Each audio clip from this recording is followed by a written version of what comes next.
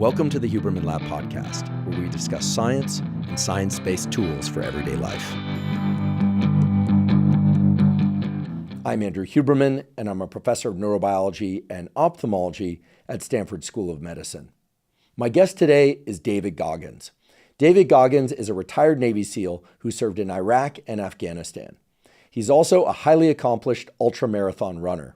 For those of you that don't know, ultramarathons are distances longer than 26 miles, and in David's case, often longer than 200 miles. For his achievements in athletics, he has been inducted into the International Sports Hall of Fame. He also held a Guinness World Record for the most pull-ups completed in 24 hours.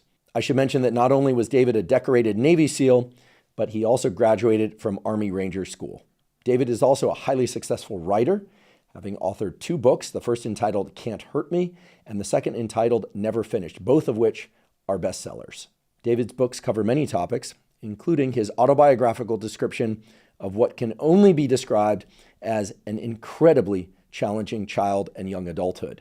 His home was abusive, his school environment was abusive, he essentially had no positive resources directed his way.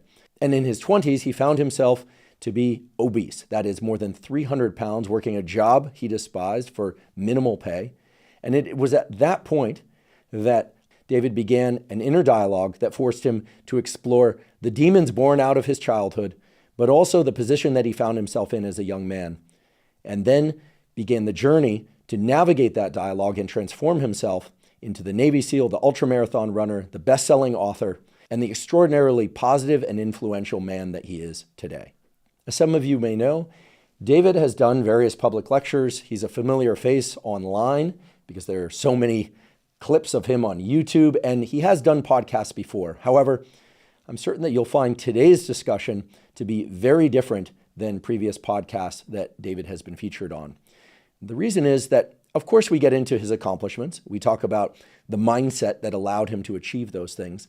But today, David really lets us under the hood. He lets us into the form of inner dialogue that he has to embrace, indeed that he has to grapple with on a daily basis, sometimes multiple times throughout the day and night, in order to impose the sort of self-discipline that he is so well known for. We also get into some of the scientific mechanisms underlying willpower, and we talk about David's current endeavors that include, for instance, his own exploration of science and medicine, for which he has become an intense scholar and practitioner. I should mention that multiple times throughout today's discussion, you will hear curse words. Now, David and I both acknowledge that cursing isn't for everybody, and that cursing itself is different than cursing at somebody. Nonetheless, we do realize that many people, parents perhaps especially, might not want to hear cursing. If you don't want to hear cursing, well then this podcast episode is probably not for you. However, if you are comfortable with cursing or if you can tolerate it, I assure you today's discussion is highly worthwhile. Before we begin, I'd like to emphasize that this podcast is separate from my teaching and research roles at Stanford. It is, however, part of my desire and effort to bring zero cost to consumer information about science and science-related tools to the general public. In keeping with that theme, I'd like to thank the sponsors of today's podcast. Our first sponsor is Maui Nui Venison. Maui Nui venison is the most nutrient-dense and delicious red meat available. I've spoken before on this podcast, and there's general consensus that most people should strive to consume approximately 1 gram of protein per pound of body weight.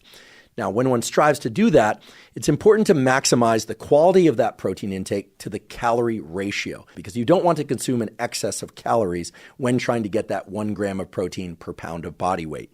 Maui Nui venison has an extremely high quality protein to calorie ratio, so it makes getting that 1 gram of protein per pound of body weight extremely easy. It's also delicious. Personally, I like the ground venison. I also like the venison steaks. And then for convenience, when I'm on the road, I like the jerky. The jerky is a very high protein to calorie ratio. So it has as much as 10 grams of protein per jerky stick, and it has something like only 55 calories. So again, making it very easy to get enough protein without consuming excess calories. If you would like to try Maui Nui venison, you can go to mauinuivenison.com/Huberman to get 20% off your first order. Again, that's mauinuivenison.com/Huberman to get 20% off. Today's episode is also brought to us by AeroPress. AeroPress is similar to a French press for making coffee, but is in fact a much better way to make coffee. I first learned about AeroPress well over 10 years ago, and I've been using one ever since. AeroPress was developed by Alan Adler, who was an engineer at Stanford.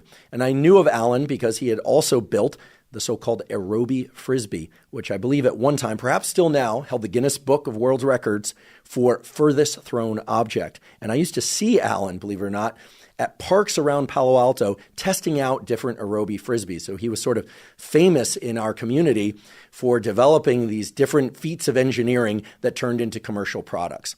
Now, I love coffee. I'm somebody that drinks coffee nearly every day, usually about 90 to 120 minutes after I wake up in the morning, although not always. Sometimes if I'm going to exercise, I'll drink coffee first thing in the morning. But I love, love, love coffee. And what I've personally found is that by using the AeroPress, I can make the best possible tasting cup of coffee. I don't know what exactly it is in the AeroPress that allows the same beans to be prepared into a cup of coffee that tastes that much better as compared to any other form of brewing that coffee, even the traditional French press. The AeroPress is extremely easy to use, and it's extremely compact. In fact, I take it with me whenever I travel, and I use it on the road in hotels, even on planes. I'll just ask for some hot water, and I'll brew my coffee or tea right there on the plane. If you'd like to try AeroPress, you can go to aeropress.com/Huberman. That's AEROPRESS.com/Huberman to get 20% off any AeroPress coffee maker. AeroPress ships anywhere in the USA, Canada, and over 60 other countries around the world. Again, that's aeropress.com/Huberman to get 20% off. Today's episode is also brought to us by 8 Sleep. 8 Sleep makes smart mattress covers with cooling, heating, and sleep tracking capacity. I've spoken many times before on this podcast about the fact that sleep is the foundation of mental health, physical health, and performance. Now, a key component of getting a great night's sleep is that in order to fall and stay deeply asleep, your body temperature actually has to drop by about 1 to 3 degrees. And in order to wake up feeling refreshed and energized, your body temperature actually has to increase by about 1 to 3 degrees. One of the best ways to make sure that those temperature changes occur at the appropriate times, at the beginning and throughout and at the end of your night when you wake up, is to control the temperature of your sleeping environment. And that's what 8 Sleep allows you to do. It allows you to program the temperature of your mattress and sleeping environment such that you fall and stay deeply asleep easily and wake up each morning feeling incredibly refreshed and energized. I've been sleeping on an 8 Sleep mattress cover for almost 3 years now, and it has dramatically improved the quality of my sleep. If you'd like to try 8 Sleep, you can go to 8sleep.com/Huberman to get $150 off their Pod 3 mattress cover. 8 Sleep currently ships in the USA, Canada, UK, select countries in the EU, and Australia. Again, that's 8sleep.com/Huberman. And now for my discussion with David Goggins. David Goggins, welcome. My man. Good to see you again, man. Great to see you. It was late 2016, early 2017, I believe, when you were in my lab at Stanford. Yes, sir. We did a little work later that day down in San Jose. And gosh, see you everywhere, but it's not enough. So great to have you here. Thanks for having me on, brother. Yeah. You embody discipline and doing hard things. Right. I think we should just start right off with the Let's just go there. The bold truth. But right before we went hot mics, right, we were talking about learning. Right. Right now, you're spending some time learning and doing things that I think most people probably don't typically associate David Goggins with. Right. Why don't you tell us about that? Well, most people just look at me as the guy that runs and yells as he's running. And that's, while I do that, to motivate people, but people don't understand that my day is broken up into segments. I work out, I eat, I sleep, but I spend most of my time studying. So like I'm in the medical world, I'm a paramedic in Canada, but I spend a lot of my time trying to nuke every single thing about it because I'm not trying to just be a paramedic, learn about veins and arteries and how the heart pumps and stuff like that. I'm trying to learn to the point where I can save someone's life. And even though paramedics are doing that all over the world, I'm trying to be that paramedic that can really dissect exactly what's going on and figure out, what medication goes where. Just trying to learn, the algorithm of what's going on, man. So I spend a lot of time with it. I love the word algorithm because when I teach biology or try and learn anything that's related to biology and especially the human body, right, I need to know the nouns. Yep. but it's the verbs that matter. And that's really what you're talking about. Like just saying that sits there, that brain part there doesn't tell you how it all works together. No.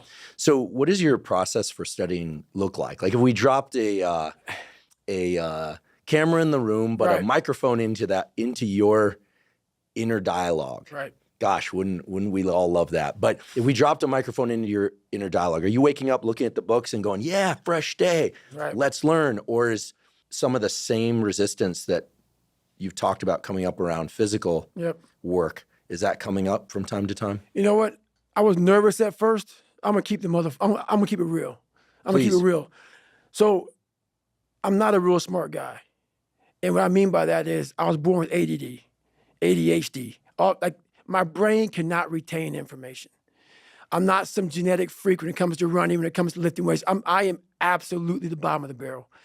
And people will never believe me. And they can just, whatever, believe what you want to believe. So when you ask me this question about what does studying look like for me, I have to go over the same page over and over and over and over again. While Jennifer can look at that page while she's, quizzing me, she'll learn it right then as she doesn't know anything about it. She will quiz herself or quiz me and learn it as she's quizzing me. It's the most frustrating thing in the world how my brain works. So what I do is I literally sit there with a pen and paper and I have my books and I go through and have to write everything down every single day. I will study the same page until it's photographic memory from writing the same thing down. And then from there, I'll go back through and relearn it again. So I'll learn the bulk of it, but then I'll go through and learn the small things within that. So if it's a medication, I'll learn what the medication does. I'll learn how to even say the medication. Because these medications aren't like albuterol. No, it's very big words. So I'll go through, learn how to say the name. Then I'll go through, learn what the dose is. Then I'll go through, and this is like every single day. It's not like, oh, I got it. Let's just go through. No, nothing is I got it. Every single thing. So I can't wait to get in this conversation because everything I do in life, it sucks. Everything I do in life, it sucks. That's why when I was 300 pounds and 24 years old, it wasn't like I had some big epiphany of let's just go be a Navy SEAL and let's lose some weight. No, I knew my entire life was going to be a struggle, which is why I just ignored it. And I said, I'm not even trying to jump off into this shit and learn how to read, how to write, how to memorize, how to become something I am not. But through that process, something happened to me. And I realized this is why I feel sorry for no one. In this podcast, they're going to really not like me because people are going to think that I am maybe lying or maybe fibbing or exaggerating. No, I was the lowest form on earth, no talent, no ability to learn, and I literally know what it is to be rock bottom and to build that up. So that question about learning, it's a pain in my ass. And I don't have to do it. So think about it. I'm 49 years old and I'm a multi-millionaire. I don't have to do anything. So all I thought about when I was growing up is, man, I can't wait till one day it gets to the point where I no longer have to do this stuff. But what happens, I got older, it became a way of living. So how I do every day is how I do every day. It's a discipline, it's a regimen, it was a choice I made.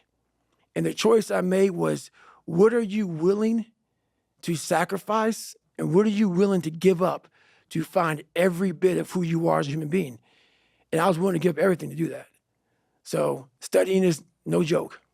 I love that you're studying. I recall a few years ago, I heard some interview or podcast with you and you just threw out like, I don't know what I'll do next. Maybe I'll be a scientist. Yeah. And I went, yeah. I was like, because I know you a bit, and I see your work out there, but we'd met before, that if you decided that, you were going to do it. Right. And learning medicine, which is what you're doing, right, learning human physiology is so detailed. Very. And people out there have to understand when you look at a textbook and you see the veins and the capillaries different colors when the body's open, they're not different colors, right? They're not. Right. So, I mean, some things have different color contrast, but it's not like it's all labeled when you pop it open. Exactly. And so the process of writing things down by hand is important for you. So you go back and read those notes. Do you think about that stuff on your runs too? Or are you segmenting your day? Like when you're done studying, are you heading out for a run and thinking about other things? Or are you still rehearsing the material in your head? So when I write it down and I'm actually looking down at this table right now because I'm back to writing. So I'm actually there right now as I'm speaking to you. I write it down in a way that I'm memorizing page 69. So I'm writing it down. So then writing it down and that page sync together in my brain. So I'm looking at the book in my brain right now. So like, that's just how it works for me. And I have to do it over and over again. So that page is stuck in my mind. So I'm literally flipping through pages as I'm taking these tests. And I'm taking these national tests to become a paramedic or become a advanced EMT or whatever. I'm literally, as I'm taking that test, I'm going through and I'm like, and I'm flipping pages in my head of where that page was. And how I do that is just from how I write it and how it's on the page. When I run, I can't recall any of it. I cannot bring any of that because I'm running. How my mind is wired now is that everything I do is what I do. Because the focus it takes for me to, like right now, I'm running. I'm not like a great runner. I'm not like injury free. So like my first 20 minutes of the run, I'm limping.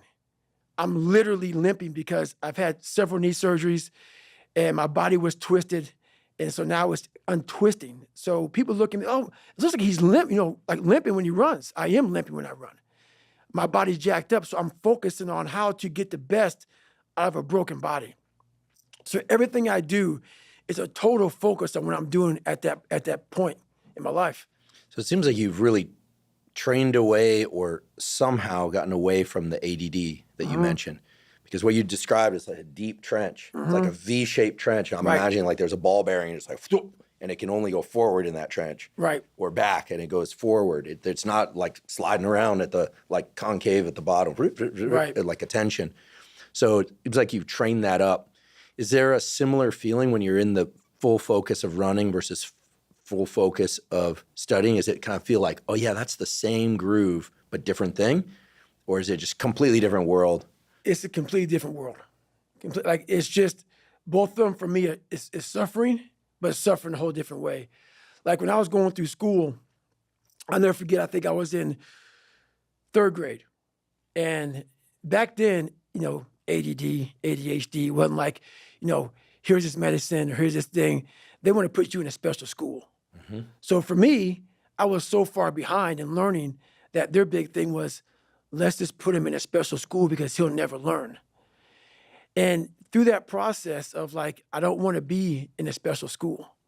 I don't want to be treated any differently. It really, like I never took medication. I've never taken medication for this. That's why right now you see me looking right in your eyes. What the hell is human saying right now? And that's why I don't feel bad for people who have ADHD, who have learning disabilities. And some are impossible because you just can't. But a lot of them you can. But people don't want to go through the process of focus, of teaching yourself how to truly focus. This is where my message gets lost. It gets lost because I may say, MF or F, I may be, because that's the passion that comes out of me, because it takes everything for me to learn a sentence. So when I speak about David Goggins, I can't speak about David Goggins in a way that's just calm and cool. Because when I wake up, I know the journey that it takes for me to find my greatness. And it's hard. Nothing is easy. Nothing just like, oh, I wake up and I just do this or I do that. Or it just, I watch people every day go through life and it's so easy. For me to be where I'm at today, it takes every bit of me. So when I speak about it, and as I get going here, you'll start seeing me, the tempo will rise. The passion will come out because I'm back there. I'm doing what I do every day to become a human being. And so nothing is easy. Like running is running. It sucks, but you have a choice to make. Do you want to sit down and go back to that guy you once were? No. So this is what it takes. It takes that misunderstanding of people, and they'll never get it because they were never David Goggins. So that is what it takes for me to do what I do. It may take you something differently. So for me, everything has to be in the studying. Everything has to be into this. Everything has to be, and everywhere I am, it has to be there. Me, focused where I am. That's why you're my second podcast I've done since Rogan, since the book came out. I don't have time for that shit. Because if I want to be great, I'm not trying to maximize money or maximize people knowing me. I do these things because maybe someone out there will understand me and get it and say, I can grow from this guy. And others just won't. Sounds like friction is something you're very familiar with. It's a word just as I feel like it's like cast above us right now in boldface, highlighted, underlined letters. It's just friction like is growth. Friction. Yes. Like you're up in the morning, and I imagine David Goggins going to the coffee maker, stretching out, good morning, sunshine, and you're telling me from eyelids open, there's friction. Yes. And that is the thing that people don't fucking get. The biggest misunderstanding about David Goggins of all time. It's like, whether you believe in God or not, I do. He put this lab rat, which is me, on this planet and said, let me fucking see what a beat up, abused kid who can barely learn, who has a twisted body, messed up genetics, sickle cell, this and that. Let me give him everything that pretty much disqualifies you from the military. But back then, it wasn't as strict. And let's put him in this and see what comes out of it. So to do that, friction. You don't wake up in the morning time and go to the coffee maker. Matter of fact, sometimes you don't even sleep. What it requires is when I'm at 2 o'clock it's 2 o'clock in the morning, and my brain is thinking about a fucking drug, and I got to get up and look in my book to see if that drug is how I remember it. And this is every day of my fucking life. That's why when I train a fighter or I train someone, I'm like, you have no fucking idea how great you really are. Because you are using such minimal of what you have. And if people can learn to focus, this is what's possible. While it may not be pretty, like people want to do a documentary on me. I go, no. I don't want you to do a documentary on me. Because I will have normal, everyday people picking me apart. Oh, his life is miserable. Who wants to live like that? It's crazy how it's almost like he's sick, he's psychotic. The most frustrating thing in the world for me is when normal people judge a man like myself on what it really takes to extract greatness from nothing. It takes every bit of who you are if you choose that route. If you don't, Merry Christmas, do what you got to do. But yeah, all these things for me, like I told you, man, I'm gonna keep it real. I'm not coming here to talk about perform without purpose. Because I go through, when I write these books, I try to dumb down David Goggins. How can I give normal people, and I'm normal, but I found something that most don't want to find. How can I speak to people and give them something from this crazy psychotic brain that I've developed? How can I give them that? So I sit down with Jennifer for years and write down perform without purpose, callous your mind, armor your mind, the cookie jar, the accountability mirror, shit that people can fucking use in their lives. No. I'm glad it helps you, but the barbaric life that I live, that you have to live, the almost obsession that you must have to be great, you can't put that shit in a fucking book, bro. You can't put it in a book. You can't. You can't write about it. It has to be experienced. It has to be experienced. And you can't even, after you experience it, to write it in the book, it would seem like he needs to be locked up. Too gory. It's too gory. It doesn't make sense for a guy that every second of the day, he is trying to extract more from something. He's constantly thinking. He's constantly disciplined, never going off the path. Whatever is injured on him, he figures a way. It's a conqueror's mindset. And very few people, if any, can really understand what that is. Like, I'm almost 50, and I've been this way for almost 30 years. Like, what do you do for fun? You would never, like these questions, I don't get them. I don't understand them. So yeah. I get asked that sometimes. What do you do for fun? I start listing off all this stuff like podcasting, reading, Right. working out. Right.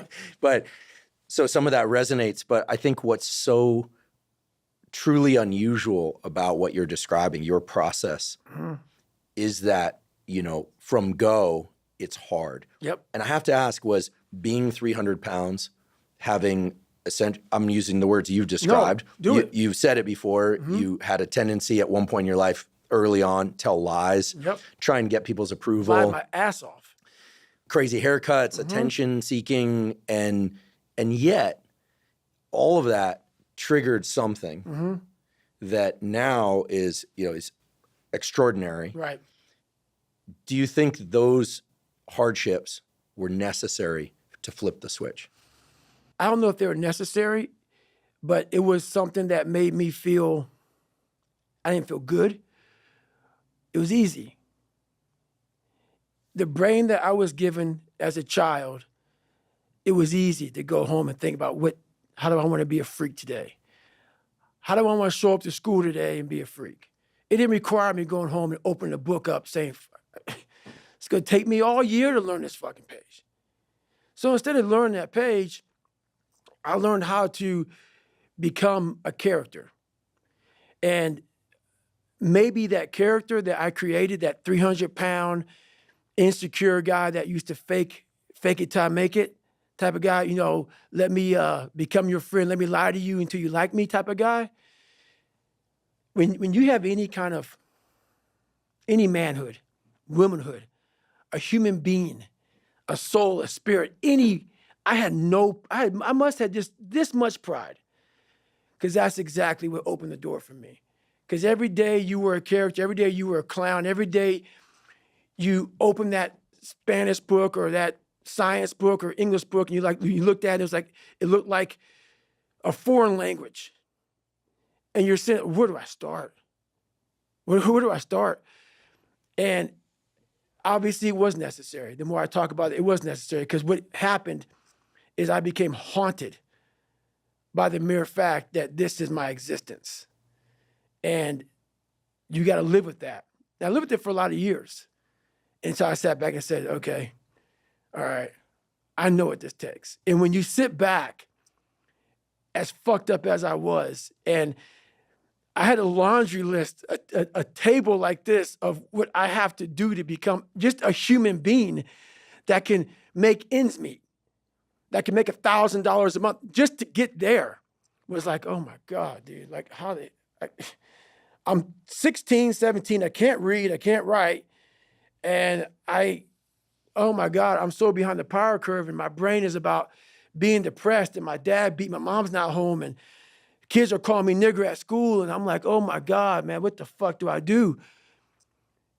And it wasn't like someone came around and said, hey man, you can do this. This is all me. So people know, where does this cold man come from? I'm not trying to be cold. It's the reality of my life. It's the reality of a lot of people's lives. And so, yeah, that had to happen for me to be haunted, to pull out, to extract the guy that I am today. That haunting is something that's still there today. Because no matter how much you improve, no matter how much you change who you are, it's not permanent. You don't just wake up and say, oh my God, man, you're David Goggins, you break records, you do this, you do that. People want to know, how are you able to just be so hard? Because I never turned the fucking thing off. Because once it turns off, I go right back to the David Goggins that is. And that's the guy that I'm constantly fighting every day. And it's a choice. And that choice makes you misunderstood. It makes you crazy. That's why I hate fucking social media. In 2013, people wanted me to write my book. I did it in 2018. It took 5 years. And the reason why I didn't do it, I sat at a table and Jennifer was there. This is before she started working for me. I started dating her, whatever. And all these people were there. And they're like, man, you got to go on social media. And I was like, fuck you, man. Like, I'm not, it's poison. It's poison because I knew what I did to get where I am. And I'm going to have these people, these normal, everyday people, fat, lazy, exactly who I was, judging me. Because I know it, because I was once them. All my hard work, all my dedication, I'm going to have some normal dude get his little brownie, his little ding-dong, ho-ho Twinkie, sit there with his coffee, picking me apart. Oh, he must be unhappy. He's just, do you know how hard it is to put these shoes on every damn morning? And I'm gonna have you pick me apart? So, yeah, there's so much that goes into this that I was like, fuck this. I never want anything to do with it.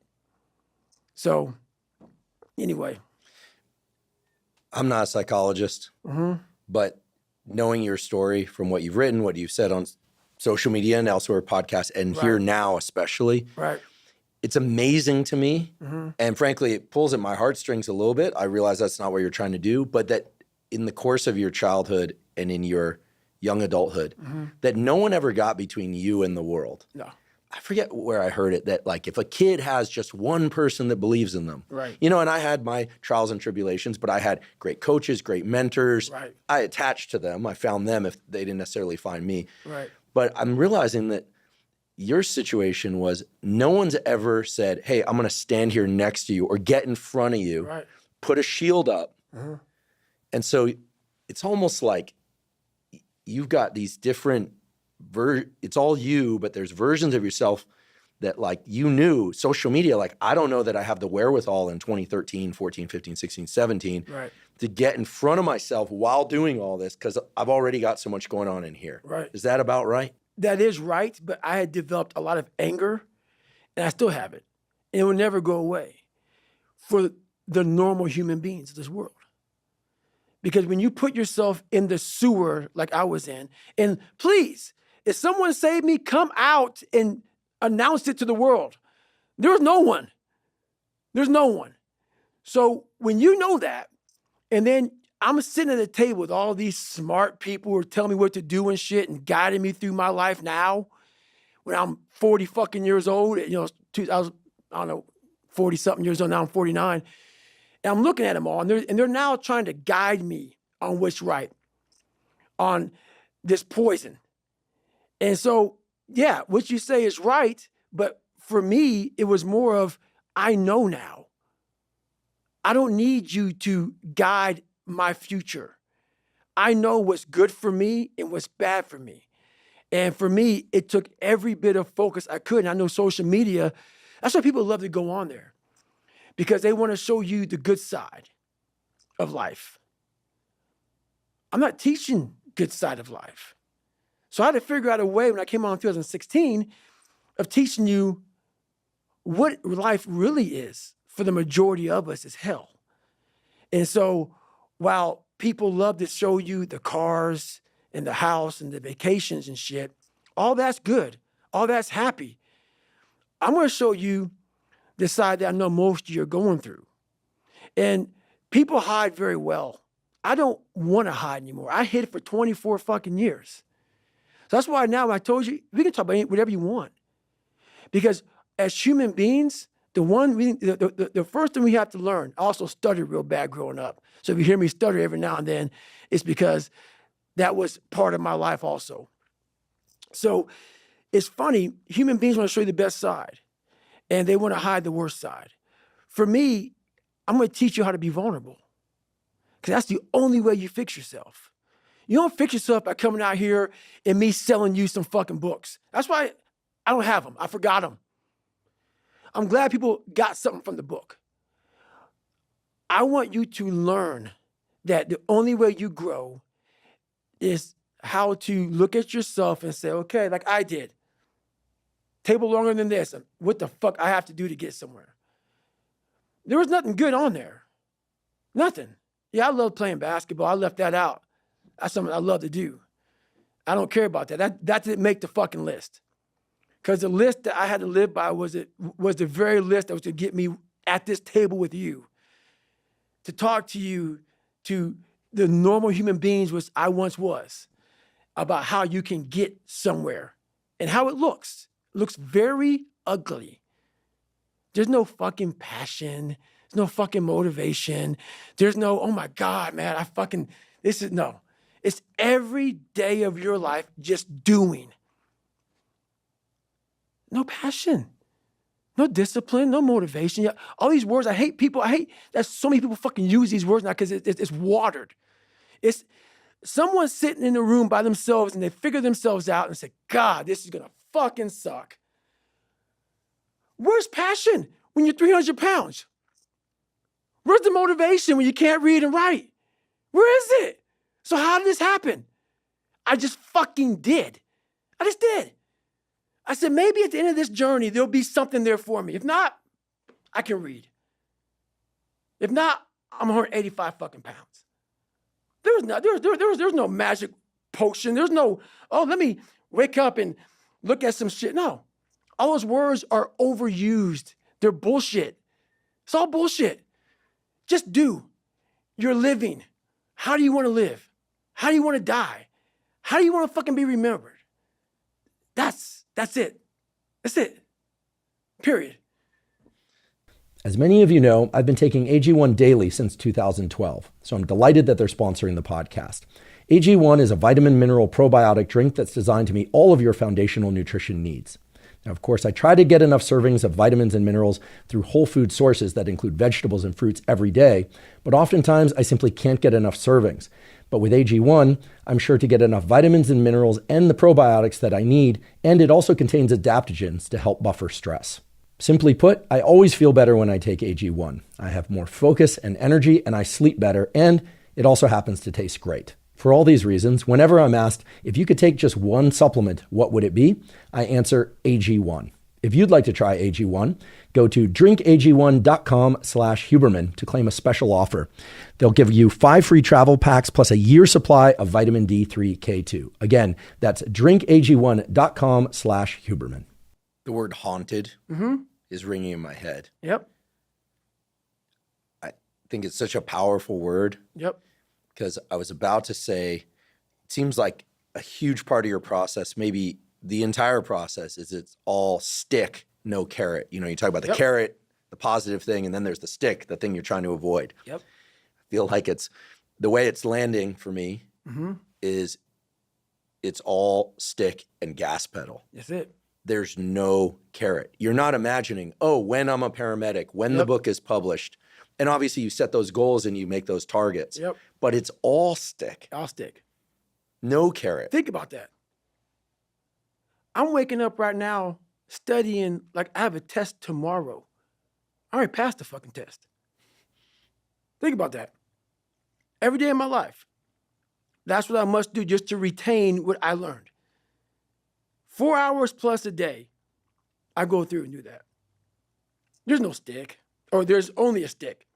There's never been a carrot, which is why when I speak to people, I have to figure out a way to resonate with them. Because all I want to say to them is, let me teach you the real life, how it really is. The reason why you're a loser, and the reason why you're not fucking making it, and the reason why you're trying to go to I go to all these fucking conventions, speak all the fucking time. I look in the fucking audience and these people sign up fucking every year to go to a convention, thinking they're gonna learn something fucking different. No, you're lazy. You know exactly what to do. Because even me, in my state of, I can't read and write, I knew exactly what to do. It just sucks doing it. It sucks to do it. It sucks to wake up every morning of your life and say, God, man, I'm not smart. So guess what I gotta do? I gotta study the same shit that I got one of the highest scores in the nation on, and do it again. It's not just there. It's not just there permanently for me. So yeah, it's all stick. The only carrot you have is like, maybe. Because whenever I take these tests that are real hard, in the back of my brain, it's like, the good chance you're not going to make it, Goggins. This ain't you, bro. This ain't you. You weren't born like this. This ain't you. The real you, bro.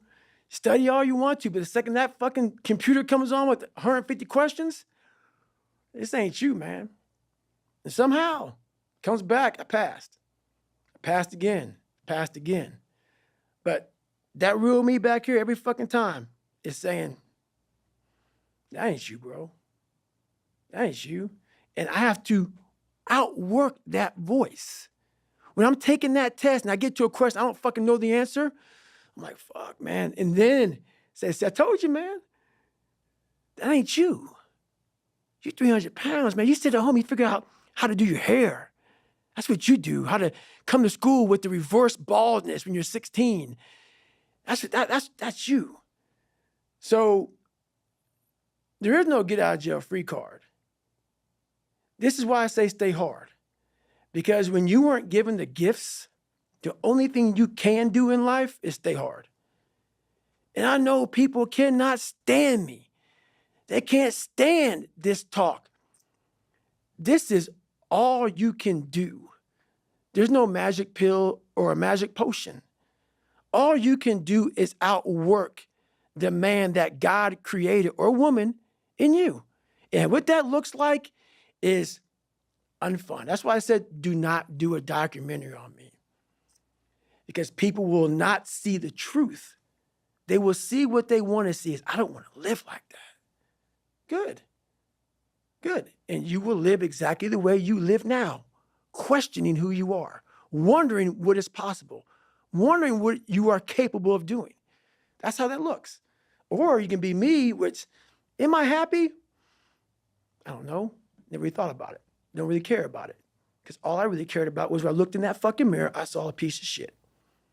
Happiness wasn't on the mirror at 16 or I was 300 pounds. It wasn't like, I'm looking for happiness. No, I'm look at myself in the mirror and say, all right, motherfucker, you did it again today. You're a bad boy. Because that shit sucks. I have about a couple minutes of that when I got the carrot. The second I lay down and go to bed, the carrot's gone because I'm waking up all through the night to check the work I did that day. Did I get this drug right? Did I get this right? Did I get that right? What did I do? Oh my God, fuck. I'm already losing it. It's a stick. That stick is haunting you. Haunting It's me. following you around. Mm-hmm. So no picture of Jordan on the wall. You're not listening to YouTube inspiration video. No. Those would be all your voice anyway. You're not listening to your top 10 favorite songs just to get rolling and then lace the shoes, hit the books. It's all in here. All in there. I used to do that when I was fat. Rocky, people know that was my thing. Round 14 was my thing. And as I got older and older, that started to go away. And I started to create, I had all these people that I used to watch. Rocky was one, Barnes, Elias from Platoon, Jack from A Few Good Men, he's on the stand going crazy. I saw a lot of these characters that I looked at and I was like, man, I ain't got none of that. But they were characters. After a while, I lived a life so disciplined that everybody that I once looked to, these fake characters, I built that as a man. And when I was younger, I had this image in my mind of what does a man look like to me? And I got all these people who were badasses, characters. And in my mind, I became that. And that's what kept me going a lot, was I had this pipe dream of becoming a little bit of this and a little bit of that. Because when you have no parents raising you and you have no role models growing up, it's not daydreaming. You start to create a reality like, maybe I can be that. And after becoming this guy, that is the biggest thing I can ever do in my life is I became that guy. that I once looked at all these guys, now I look at myself like, God, who the fuck can do that? I can. But what it takes is a discipline that no one can ever even, they don't understand it.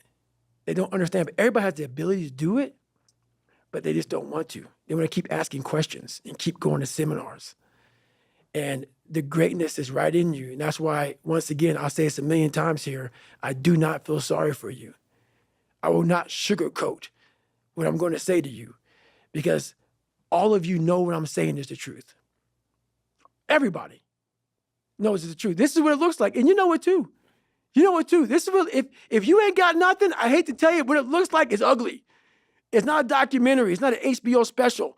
You ain't gonna watch them, hey man, you guys gotta watch this. No, it's like, oh God, this looks like a train wreck. It's like a nightmare. This looks like this guy got, no. That's what it looks like. Hard work looks horrible. It's not motivating. It's not motivating at all. It ain't like Rocky round 14, he gets knocked down and he goes like this to Apollo Creed. It looks like a man being stuck in a fucking dungeon and there's no fucking way out. But you had the fucking key. But you refuse to use it. And that's nothing motivating about that.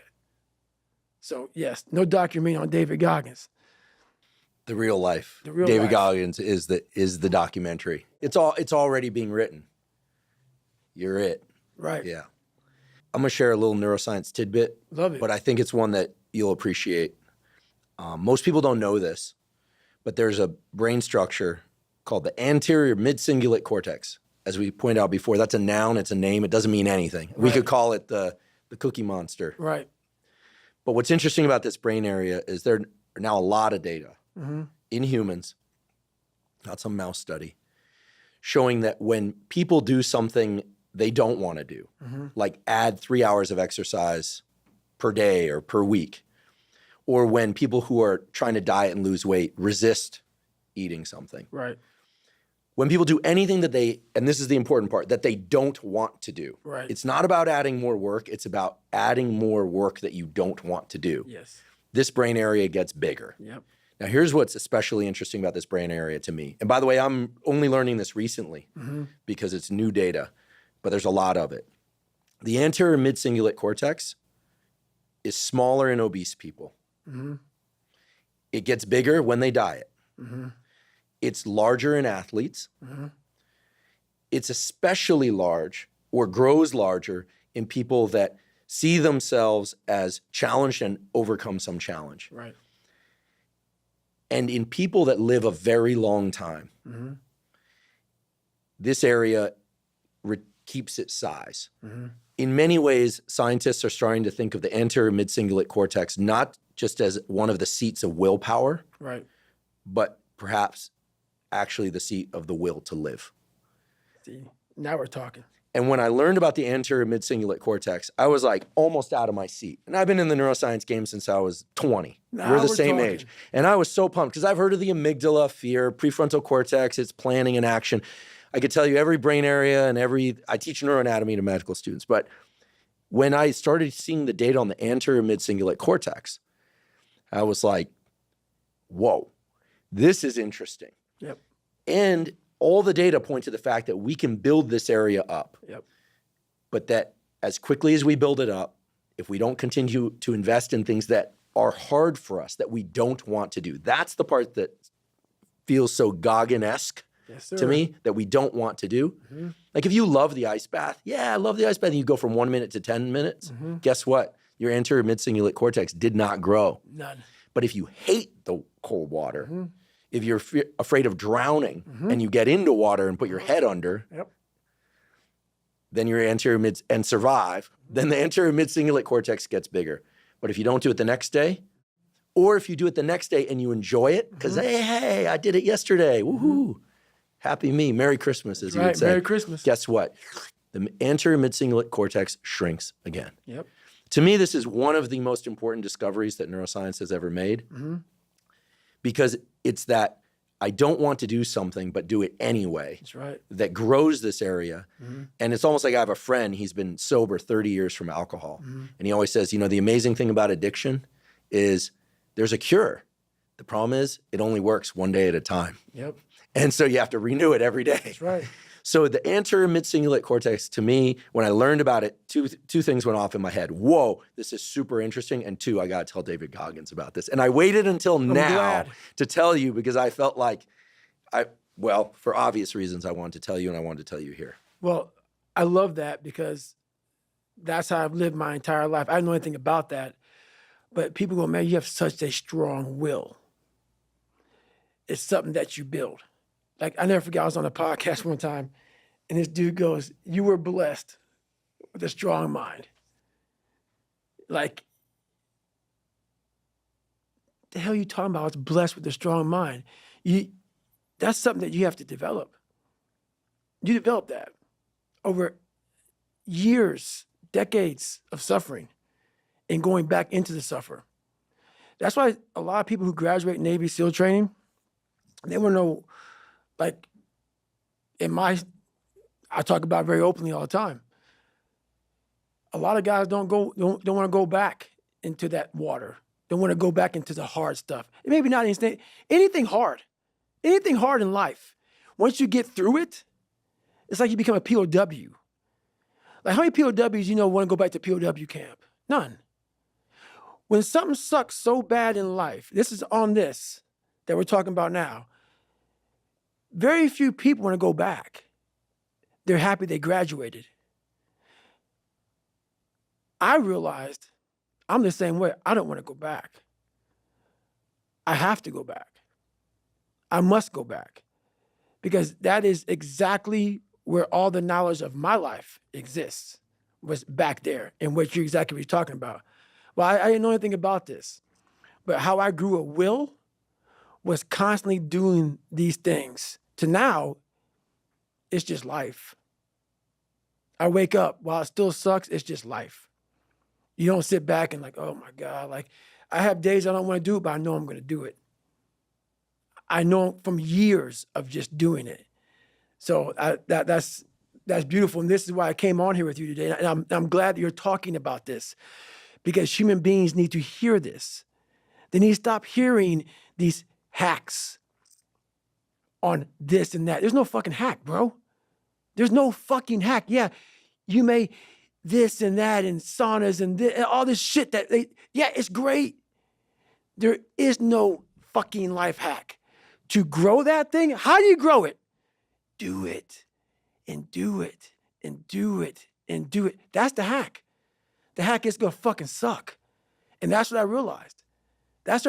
Life, that's why I wanted to come on here today. I didn't want to come on here and talk about no fucking passion and purpose and how to get the fuck out of bed and how to hit a fucking alarm clock and all this catchphrase bullshit. Because that wasn't how I lived. That wasn't how I lived. I woke up like every human being does and goes, fuck, man, I'm a fucking piece of shit today. How the hell is this going to work out for me? And you fight that. You don't override it. There's no override button. It's the conversation in your in your head. So how do you do that? We don't have enough of these conversations about the real conversation that every human being is having. And they have no idea how to get out of it, but they do. It's that shit right there, man. You gotta build your will. How do you build your will? Exactly what you said, man. Exactly what you said. Well, I feel like knowing the name of something, anterior mid-cingulate cortex, doesn't fundamentally change us. But one thing I like about biology is that willpower, if somebody feels they don't have it, feels like this thing that other people have. But everybody, unless they're brain damaged, like a hole through their head, has two anterior mid-cingulate cortex, one on each side of their brain. Everyone has one. They have two. So I feel like it's just a question of opening the portal. And the portal, I'm going to say it 10 times and forgive me, is I think people go, oh, I do hard things. I do sets to failure, and then I do forced reps. I love training with weights. I love doing sets to failure. I even like forced reps. But guess what? I like forced reps. So I'll tell you, they don't build my anterior mid-cingulate cortex. Right. Because I like to do it. That's right. Anything you like to do is not going to enhance this aspect of willpower. And it seems so obvious once you hear it. You kind of go, oh yeah, of course. But I think you really close that loop for people when you share what you're sharing today. and what you've shared elsewhere before as well, when you're trying to explain the friction is the critical ingredient. Right. And I think people think, oh, if it's effort, well, then I'm getting better. That's part of it, necessary but not sufficient, as we say in science. But the suck part, the being haunted, the stick, they're really unpleasant terms. Very. These are probably the most unpleasant terms we've ever used on this podcast. Very. Those are the levers. Those are the gears. And without those, this thing that you're talking about, David Goggins, as a verb. Right. You know, I'd sometimes make the joke, but it's not a joke. Right. Goggins is a name, and it's a verb. People go, I'm going to Goggins that. Right. Right? But that's, I think, again, I'm not a psychologist, but I think that's what you're talking about. The stick, the friction, being haunted. It's the suck part that grows this anterior mid-cingulate cortex. So now you know why there's so many people that fail in this world to figure out their purpose in life. Where do I go? Because to grow that, while you may not look like me, how my daily life looks, it don't look fun. It don't look fun. So it's a choice that people have to make in life. But what's so funny about it is even the richest of rich, who have everything, they always ask me this question. I feel like I'm missing something. I don't feel like I'm missing shit. I don't have what you all have, but you'll never in my life hear me tell you I'm missing something. Everybody is. They're missing this feeling. I found it a long time ago. I found it right there in that willpower thing. When you're nothing, and change yourself into something like me, you call it happiness, peace, whatever the fuck you want to call it, people are missing exactly what went on with David Goggins. Why don't you smile? I do. But I figured something out. That's why you'll never hear me say I'm missing something. I found it years ago. You find it in the suck. You find it in the suck, and you find it repeatedly in the suck to the point where you know exactly who you are. Most people are missing something because they don't know who they are. They never examine themselves. They've never done this experiment on themselves. The lab rat, we're all lab rats, but you're also the scientist. You create your own self. Most people are missing something because there's so much trapped in there. I don't even want to say potential. I think that's a word used out too much too. There's so much in you that God or wherever the hell you believe in, or if you're an atheist, in you that you have not unlocked, that you walk around with this gorgeous wife or great husband and all this money. You're like, God, I feel like I'm missing something. Yeah, because it's about 75% of you is still fucking in there. Still chained up because you just didn't want to find your willpower. Didn't want to find your soul, your will, your heart, your determination, your guts, your courage. And what that looks like, it looks scary. Like your little scary lab I went in. Scary. To wake up every day and say, I'm stupid, but I want to figure out a way to be smarter. Versus saying, man, I just can't do that. So you limit this box. So your box becomes so small of things you can do. My box wasn't even a box. It was a fucking little pinhole. And then through examining myself, getting some willpower, some courage, it became bigger than this table. But that's what we all do. That's why I wanted to come here today and talk to you about real shit. Not no fucking like hacks. There's no hacks, bro. It's you against you. You against you. And if you misunderstand that, you have a real problem. Real problem. I can understand you misunderstand me running down the street, shirt off, fuck this, yeah. I can get it. I get it. If you misunderstand what I'm saying right now today, the problem is you. And you don't want to fix it. Well, the children of wealthy people are a case study in how not having enough friction can destroy a life. True statement. I mean, I could list off prominent names in the press, but those are actually the least interesting. What's probably more interesting as an example is all the ones we don't hear about because we never hear about them. Right. They just dwindle and wither. Or I think there's this big category of people I'm realizing as we have this conversation today that they're not super successful. They're not struggling. Mm-hmm. They're like successful enough that they never have to, you can get to the point where you don't have to impose friction. You even said it. Right. Your bank account is in a place where you don't really need to do all the things you do, probably not even a small fraction of them. Do nothing. Right. But you realize the stick and being haunted is the fuel in the engine. Right. And you'd be truly crazy to give that up because you've internalized all that. Right. But most people, they're good enough Yep. for them. Yep. And so they don't actually want to be better badly enough in order to start going rung after rung. You know? Well, think about when you build willpower and think about how much I've built. Now that you know about this, I didn't know about this, but think about how much I've built. Everything I've ever done in my life, I didn't want to do. Everything, every day. I'm a lazy piece of shit. And I'm one of the hardest working people that ever stepped foot on this planet Earth. And I'm saying that very proudly because I know what I do. It's not cocky. I'll tell you I'm stupid. And I'll also tell you the exact opposite of what I've done. It's the truth. It is the truth. So imagine how much I've developed in that time frame. But it's the scary thing. Why most people don't want to do that, build that willpower, is because it is scary. It unlocks a whole bunch of things about who you are and who you're not. And a lot of people don't want to go down that journey to discover who they are and who they're not. Because it's not a pretty journey. I mean, I've gone down it. It's not like I went down it once. I go down it all the time. And when you unlock that, and you can't just turn it off. Like people say, hey, well, how come you haven't retired yet? I built all this willpower.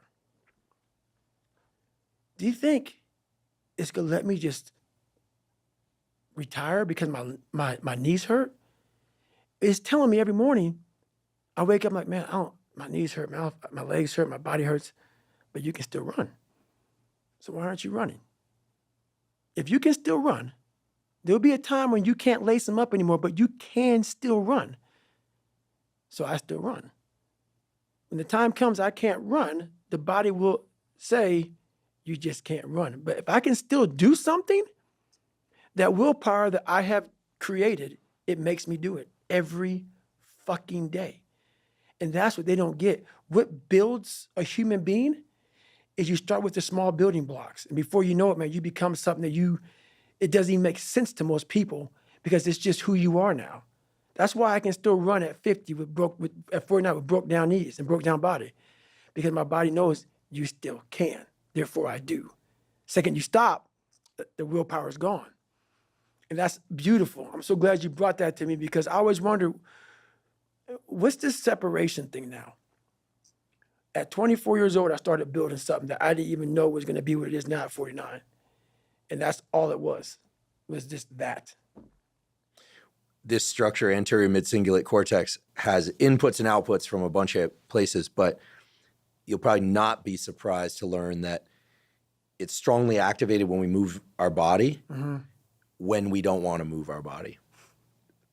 I feel like it's like the David Goggins structure, right? It really is. It is. And it also has strong connections to the dopamine reward pathway. And everyone goes, yay, dopamine reward. Everyone loves dopamine. I'm partially responsible for people knowing a bit more about dopamine, but dopamine's badly understood. Everyone thinks dopamine hits, it's about reward. It's about motivation and drive. And there are pain inputs to the dopamine centers of the brain. No one talks about that. Everyone's like, oh, you want the chocolate, chocolate, sex, cocaine. Yeah, that's all true. Right. You release dopamine.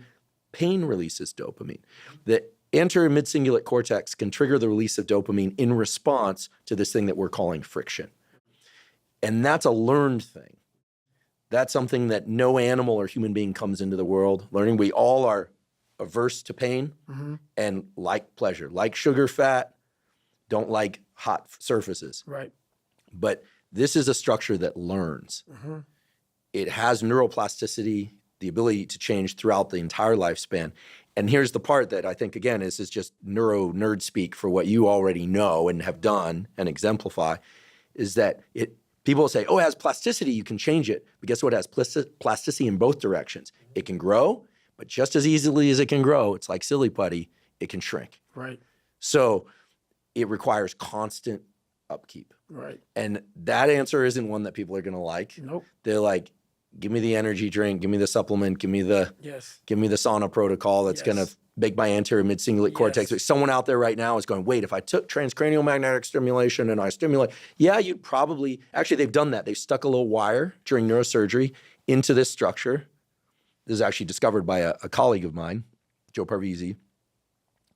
Stimulate, and the patients go, I feel like there's a storm coming. And they go, oh, is it scary? And they go, no, I want to go through it. They come off the stimulation and people are like, this is the seat of what we're talking about. Right, exactly. And it learns. So the fact that you've kept this brain structure, I'm convinced if we imaged your brain, it'd be large and it would be larger in 2 years, in a year. But this is the no days off rationale because it can grow and it can shrink. I know. What you're saying right now, I didn't know any of this. And I always talk to people, I wish I could just put this on paper, and you're saying it in a way that people can understand. I could never put into words on what I built and the power that is within all of us. But you put it so like in a scientific way. Most people, like for me, he's just crazy. That's why I don't like talking about it, man. I know I'm not crazy. I know what I had to do to get where I had to go. People look at it as crazy because they're people that just, if you can't imagine yourself doing something, the person that's doing it is crazy. Because in your mind, the logic behind it, it doesn't compute. Therefore, you have to give somebody a title. And a title for me is usually, he's crazy, he's this, he's that. No. For some reason, me wanting to be somebody so fucking bad in my life, I created that. And I've been trying to figure out years of my life trying to explain to people. But even though you're explaining it now, this is the easy fucking part. Them listening to this shit is the easy fucking part. The part that why there'll always be the ones of ones is because putting that practice, putting that into actual work, no, man. No. That's where the demons come in. That's where you're like, I don't want to be better. I don't want to be better. If this is what it takes to be better, I don't want to be better. So that's why there's a lot of average. And it makes me so fucking mad. Every day I walk this earth and I see average all over the fucking place. And they want to ask me, how did you do it? I can't tell you how, because you're not going to do it. You're not going to do it. You're going to continue being out because every day you wake up, like he says, it's not like get the coffee, make the pancakes, kiss the girl, kiss the kids. You wake up, right to work. Immediately your mind is in action. No one wants to do that. No one. And I don't blame them. But don't be mad when you're laying there in your fucking bed and you're in the fucking hospital and you're 70, 80, 90 years old and you're thinking, man, I feel like I didn't fucking do something. Because you did. You didn't do it. You didn't do shit. You may have lived a great life, man, but you're always going to feel empty inside. I don't feel empty. So call me what you want. There's not one empty bone in my fucking body because I have figured out that really the magic potion, at least to my life, and it's very rewarding. I'd like to take a quick break and thank our sponsor, Inside Tracker. Inside Tracker is a personalized nutrition platform that analyzes data from your blood and DNA to help you better understand your body and help you reach your health goals. Now, I've long been a believer in getting regular blood work done for the simple reason that many of the factors that impact your immediate and long-term health can only be analyzed from a quality blood test. Now, a major problem with a lot of blood tests out there, however, is that you get information back about metabolic factors, lipids, and hormones and so forth, but you don't know what to do with that information. With Inside Tracker, they make it very easy because they have a personalized platform that allows you to see the levels of all those things, metabolic factors, lipids, hormones, etc. But it gives you specific directives that you can follow that relate to nutrition, behavioral modification, supplements, etc. that can help you bring those numbers into the ranges that are optimal for you. If you'd like to try Inside Tracker, you can go to insidetracker.com/Huberman to get 20% off any of Inside Tracker's plans. Again, that's insidetracker.com/Huberman. People like to talk about what they used to be able to do. I hear this a lot. You should have seen me in high school. I always laugh. Yep. Like, yeah, okay, got it. And it's not just guys. You should have seen me working out in high school. I was super fit. People will look back to a time where they felt like they were capable of something and now they're not. And you kind of want to just grab them and go, wait, that was you then, it's you now. But people tend to think about how the conditions that were around success must have been part of it. And you can understand why. It's like, it's very rational. I was in that situation, I was successful. I'm in this situation, I'm not. That was the past, this is the present, ergo capable, right? You see how people get into these loops. And as you mentioned, you spent the first 20 years of your life in extremely challenged circumstances. Very.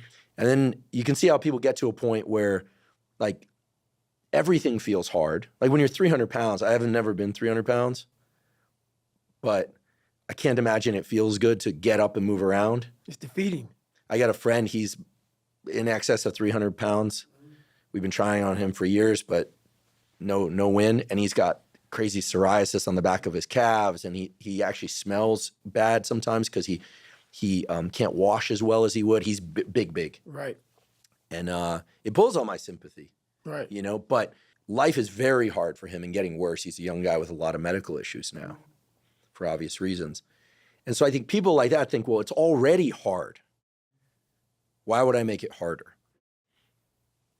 Your message is a little different, and you have the life experience. It's a lot different. You've been there. So for me, saying, oh yeah, lose weight, I was a skinny guy who got to be a less skinny guy. So I don't really have a foot to stand on. What do you say to those people who are like, listen, I'm getting up in the morning is hard. Trying to not dissolve into a puddle of my own tears and my own misery is hard. You know why people connect with my book so well? For some reason, God put me in almost every fucked up situation on the planet Earth. So when I talk to people, it's not sugar-coated because I'm not saying it from I was 175 pounds my whole life. I don't say much to those people. Maybe you're a piece of shit. Maybe you want to be nobody. Maybe you're happy exactly where you are in life because obviously you are. Maybe you don't have the determination to be somebody better than who you are. And if you want to live with that, I'll support you in that. If you're good with being who you are, that every day you wake up and every day you smell like shit because you can't wash your body well, and your skin's messed up because your health's so bad, and you can't put your clothes on right, you need help with that. You need help, like when I was doing, I need help wiping my ass.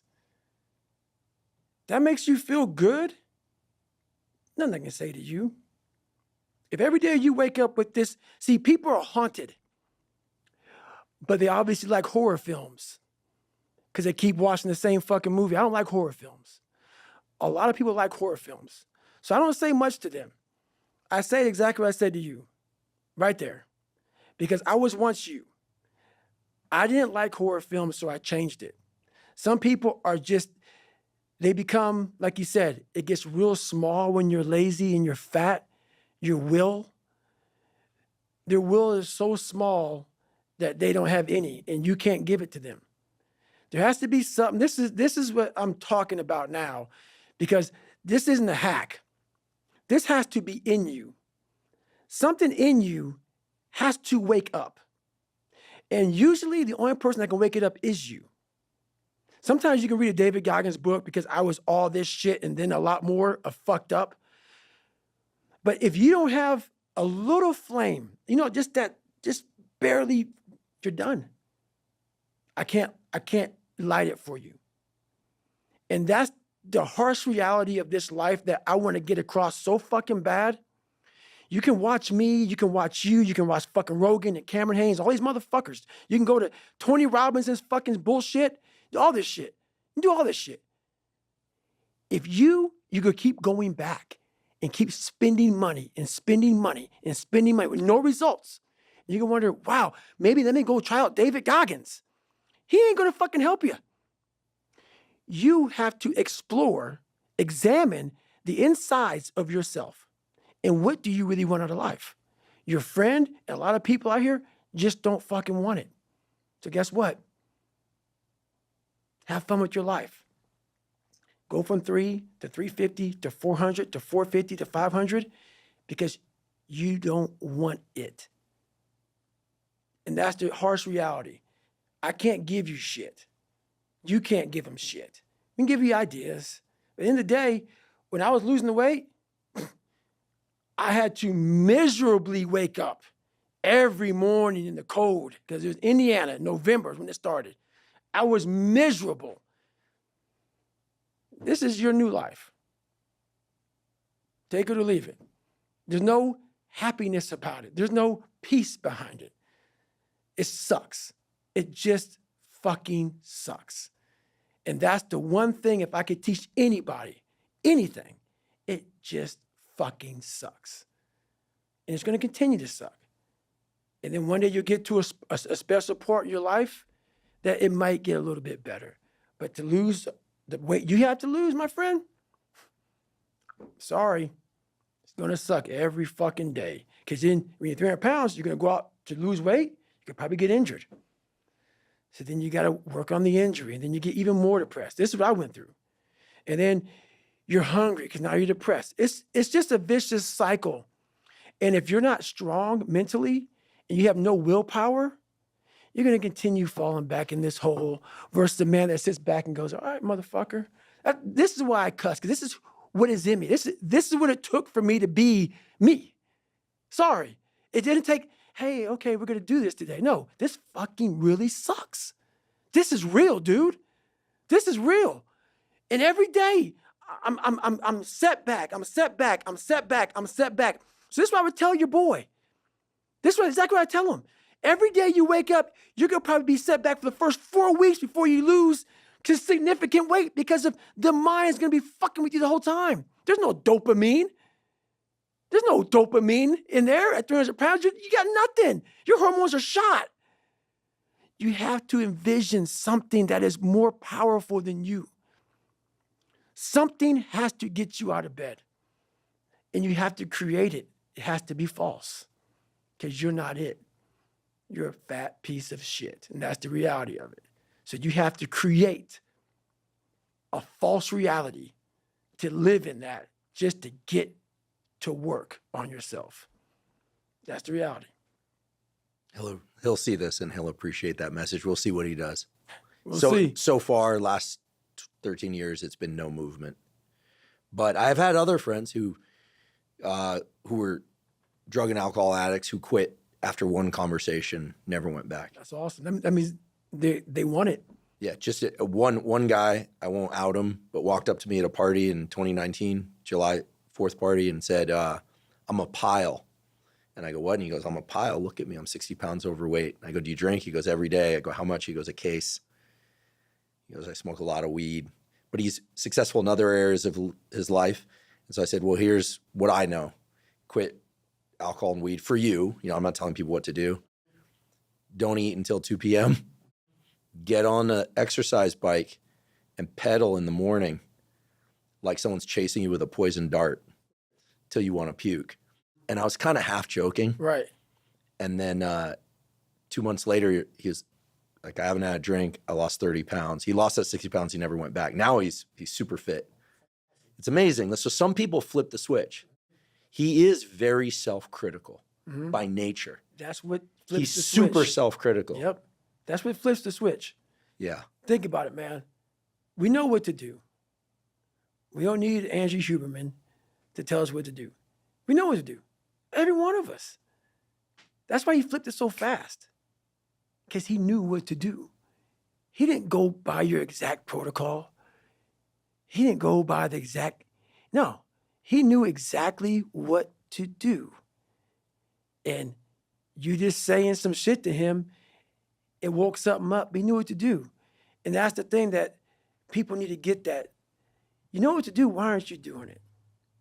And I'm talking about myself now, those modes of just kind of passive consumption, they're so easy to wash over us.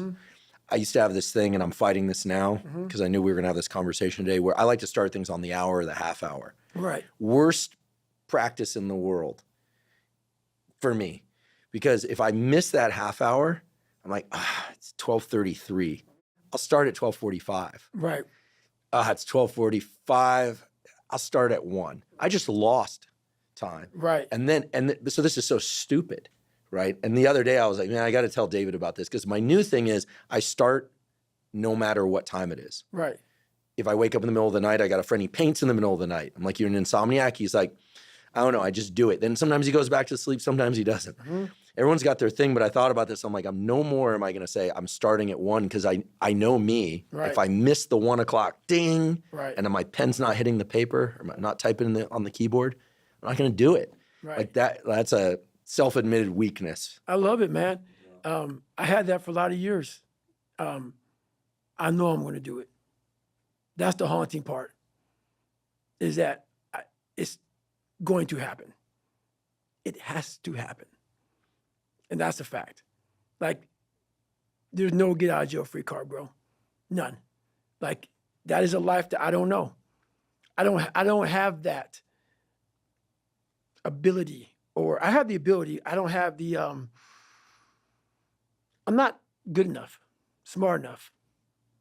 I'm not talented enough to do that. Some people are. Some people can start at 1. Some people don't have to start at all. If you lack talent, you can't sit back and say, I'll start in half an hour. I can't do that. I got to start now. And after I get back from starting, I got to start again. And then when I get done with that run or that study session, if it wasn't good enough, I got to go back again. Because repetition is what taught me everything. So you can honestly outwork anything. But it's that you obviously are a very talented man. Well, I have worked hard at certain things and built up some things that I've been good at most of my life. You're amazing.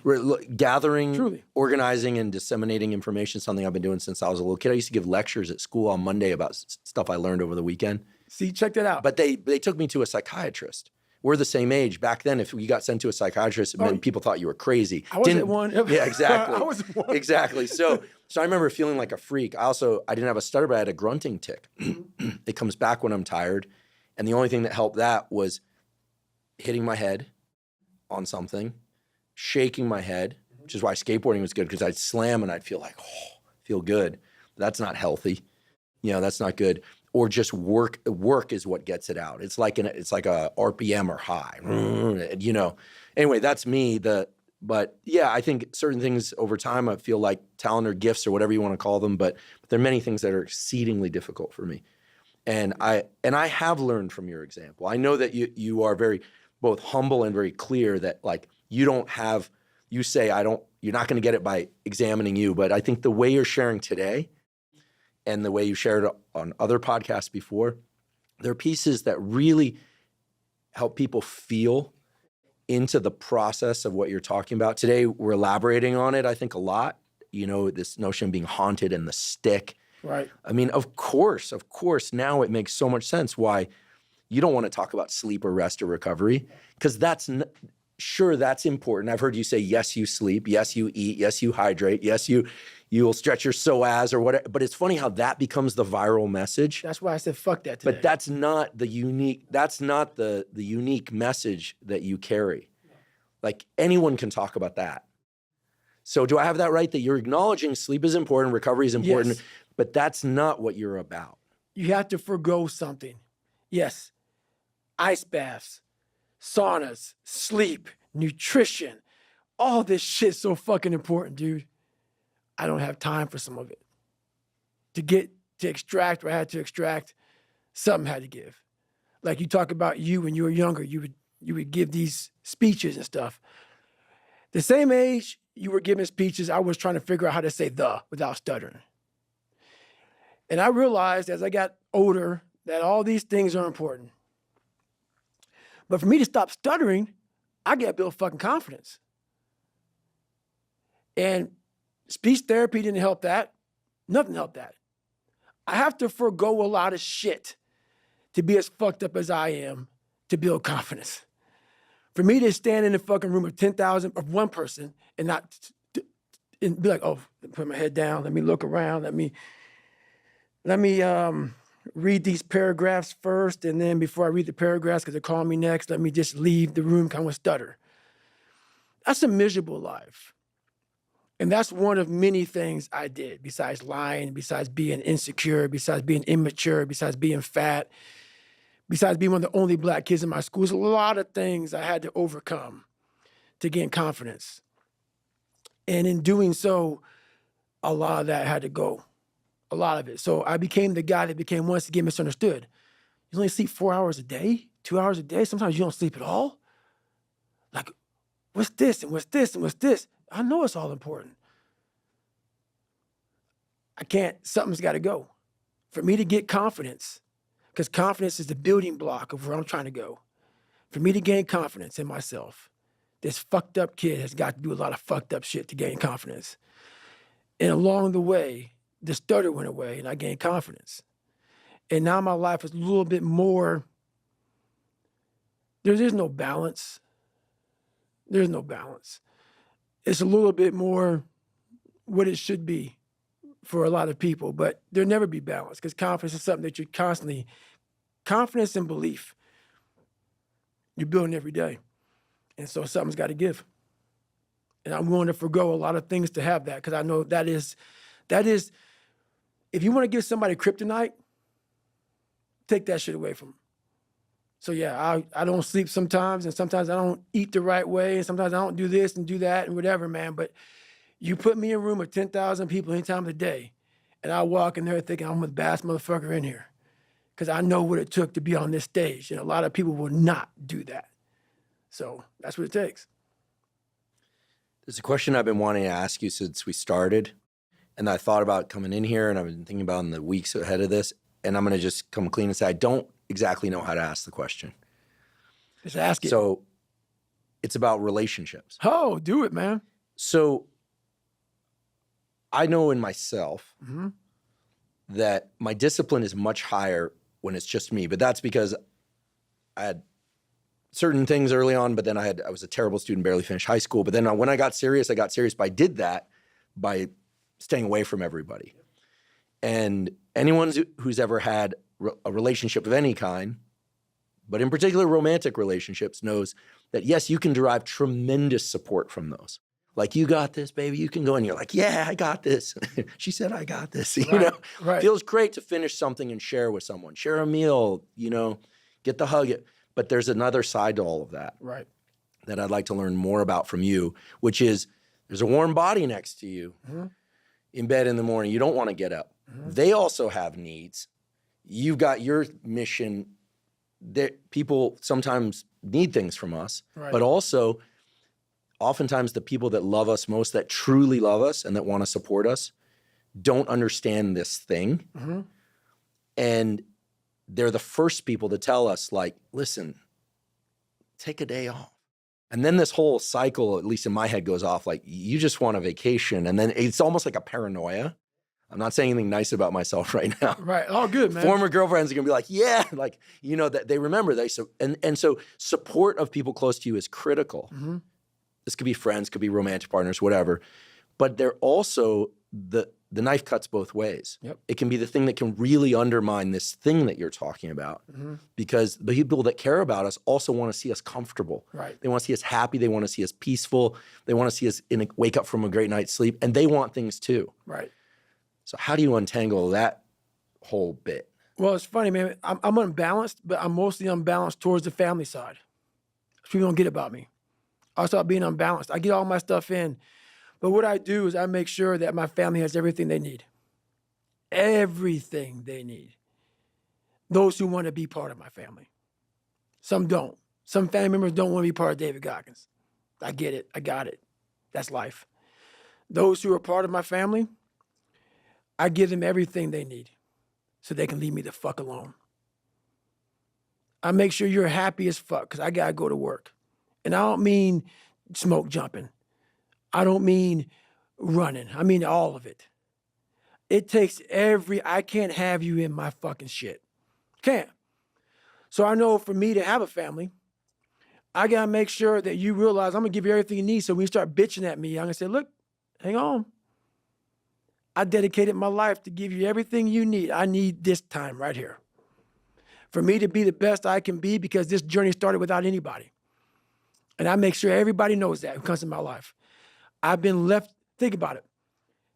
I was left alone at a young age to figure this shit out. I figured it out for myself, and it's been very successful for myself. No one's going to come in here and fuck with my shit. That's why I make sure I will take care of whatever you need. Whatever you need from me, you got it. Money, house, my love, my support, I'm going to give you everything you need. That said, I do it at the highest level possible. And I'm saying it with Jennifer in the next room. So please come here and say something if it's wrong, Jennifer. I don't give a fuck. Say what you got to say. So then when it's time for me to go to work, I expect you to do the same for me because it takes every bit of me to do what I have to do. So I make sure that I'm very unbalanced for my family so I can be exactly that unbalanced for myself. And that's how I do it. I let people know right up front, I'm not what you want in a man. I guarantee that. There's gonna be a lot of late nights, a lot of early mornings, a lot of times where I gotta be by myself, thinking about the process that is next in my mind. I can't have aggravation, I can't have this, can't have that. There's a lot of things, but I let them know up front. I'm very vocal about that. Sometimes relationships work for me, sometimes they didn't. But that's who I am. One thing I did wrong in my life was I tried for so many years to please people. And I did it at the expense of myself. I was leaving a lot in the tank. And when you do that, you stop living.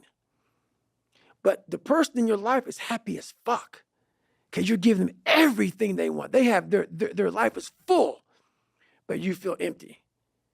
And that's not a relationship to me. So for me, it's important that you know exactly who I am because this is what life made.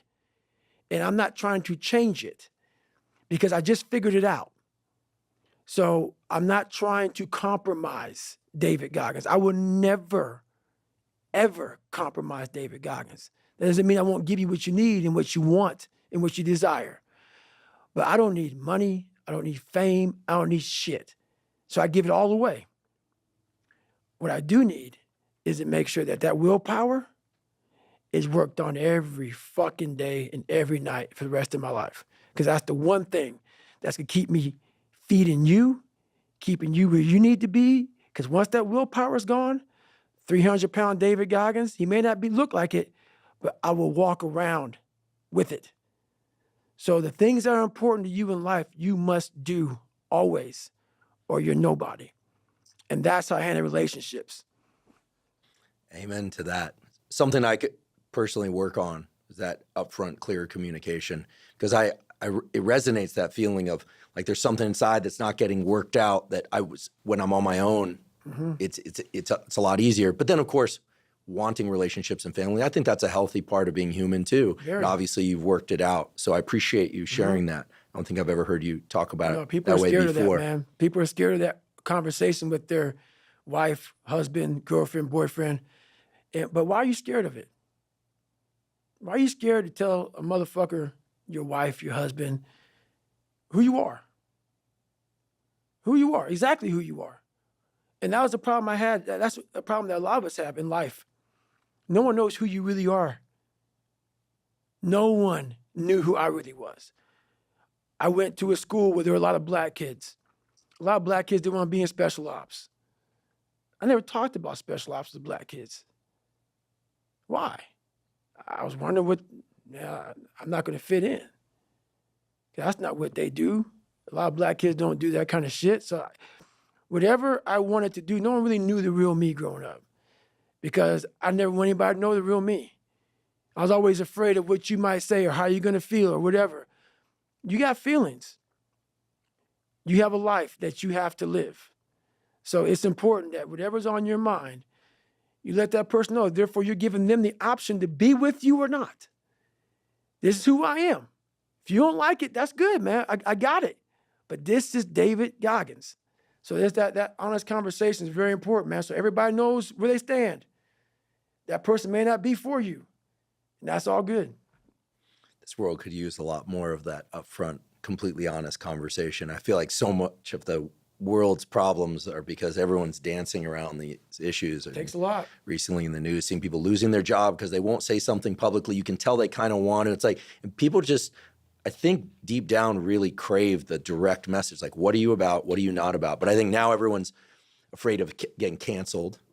It's a big deal, right? You know, getting canceled, that people think, oh, I can't work if I am who I am, or if I'm not pretending to be somebody else, then, you know, silence is considered, you know, agreement. You know, there's all sorts of complicated stuff. And I do feel for the generation coming up, because we didn't have social media and all of that, that getting just walled off from that, there's a real benefit from just not paying attention. People love to lie. People love to lie. You know, I thought I was the only person, like when I was growing up, I thought I was the only person that lied, because I live in the bubble. And people love to lie about who they're not. They love to lie about who they're not, dude. And that's, for me, the reason why I'm so vulnerable and I'm so real and honest. Find somebody to come out and tell me I'm lying about my fucking life. And for me to come where I came from and have the resume I have now, you know the confidence you get?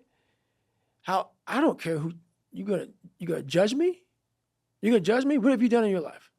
So me being so honest and so upfront and so truthful, that came with me finally figuring out who I was, but also conquering David Goggins, the demons of David Goggins.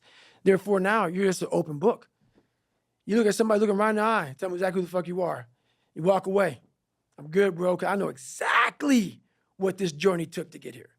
And that gives you a fire and a passion that people can call you nigger. They can call you, if you're a lesbian or gay or bisexual, call you whatever the fuck you want. If you put yourself in the fire and you come out every fucking day like this, brush it off, not scared to go back in there again, come on, man. Your truth is real. You come out every day, man, with a way of talking to people that people don't have, because there's no truth behind them. And the truth is a starting line. When you sit there in the ugly mirror and say, I'm this, I'm this, I'm this, I'm this, you finally started your life. Maybe 40 years old. Maybe 40 years old, 5, 6 kids, wife. But the second you look in that mirror and you say, I'm this, I'm this, I'm this, I'm this, I'm this. Well, basically, I'm not this, I'm not this, I'm not this, I can't do this, I can't do this. I'm all these insecurities. Your life finally started. And once you start that life, man, the truth comes out big time, because you don't care. So that's the problem. Most people just don't want to have that conversation to the point where they can go on stage with 1 million people and say, I'm all of this, and have a good day. See ya. It's empowering. It's very empowering. I feel like the way we're educated in school, but also outside of school, is we're trained as human beings, these young brains, to try and figure out how to get positive feedback from other people. Yep. It's like we're like little dogs. Yep. You have a bulldog. That's right. I had a bulldog. Saw the picture of your bulldog. She's great. Charlie dog. They're an amazing species. They are. I think of them economy of effort. Yep. Or amazing breed, excuse me. Yep. They're an amazing breed. Economy of effort. They don't do anything unless it's necessary. It's kind of the exact opposite of everything we're talking about. It's kind of interesting, and they're kind of hedonists. Yes. Now, it is true that they'll die to protect you. Oh, yeah. And it's an instinct. Yes. I saw that with Costello. I'm sure that. I saw it with Charlie. Yeah. It's an instinct. But if they're not in that position, if there's no need to exert effort, they're resting. Yeah. So your bulldog's resting for you. Yes. Got it. Exactly. So you don't need to rest because. Active recovery, Charlie. Perfect. That's it. Perfect. That's going to be your answer from now on. Active People go, recovery, does he Charlie. sleep? Does he rest? Go, no, he somehow worked it out so his bulldog does it for him. Right.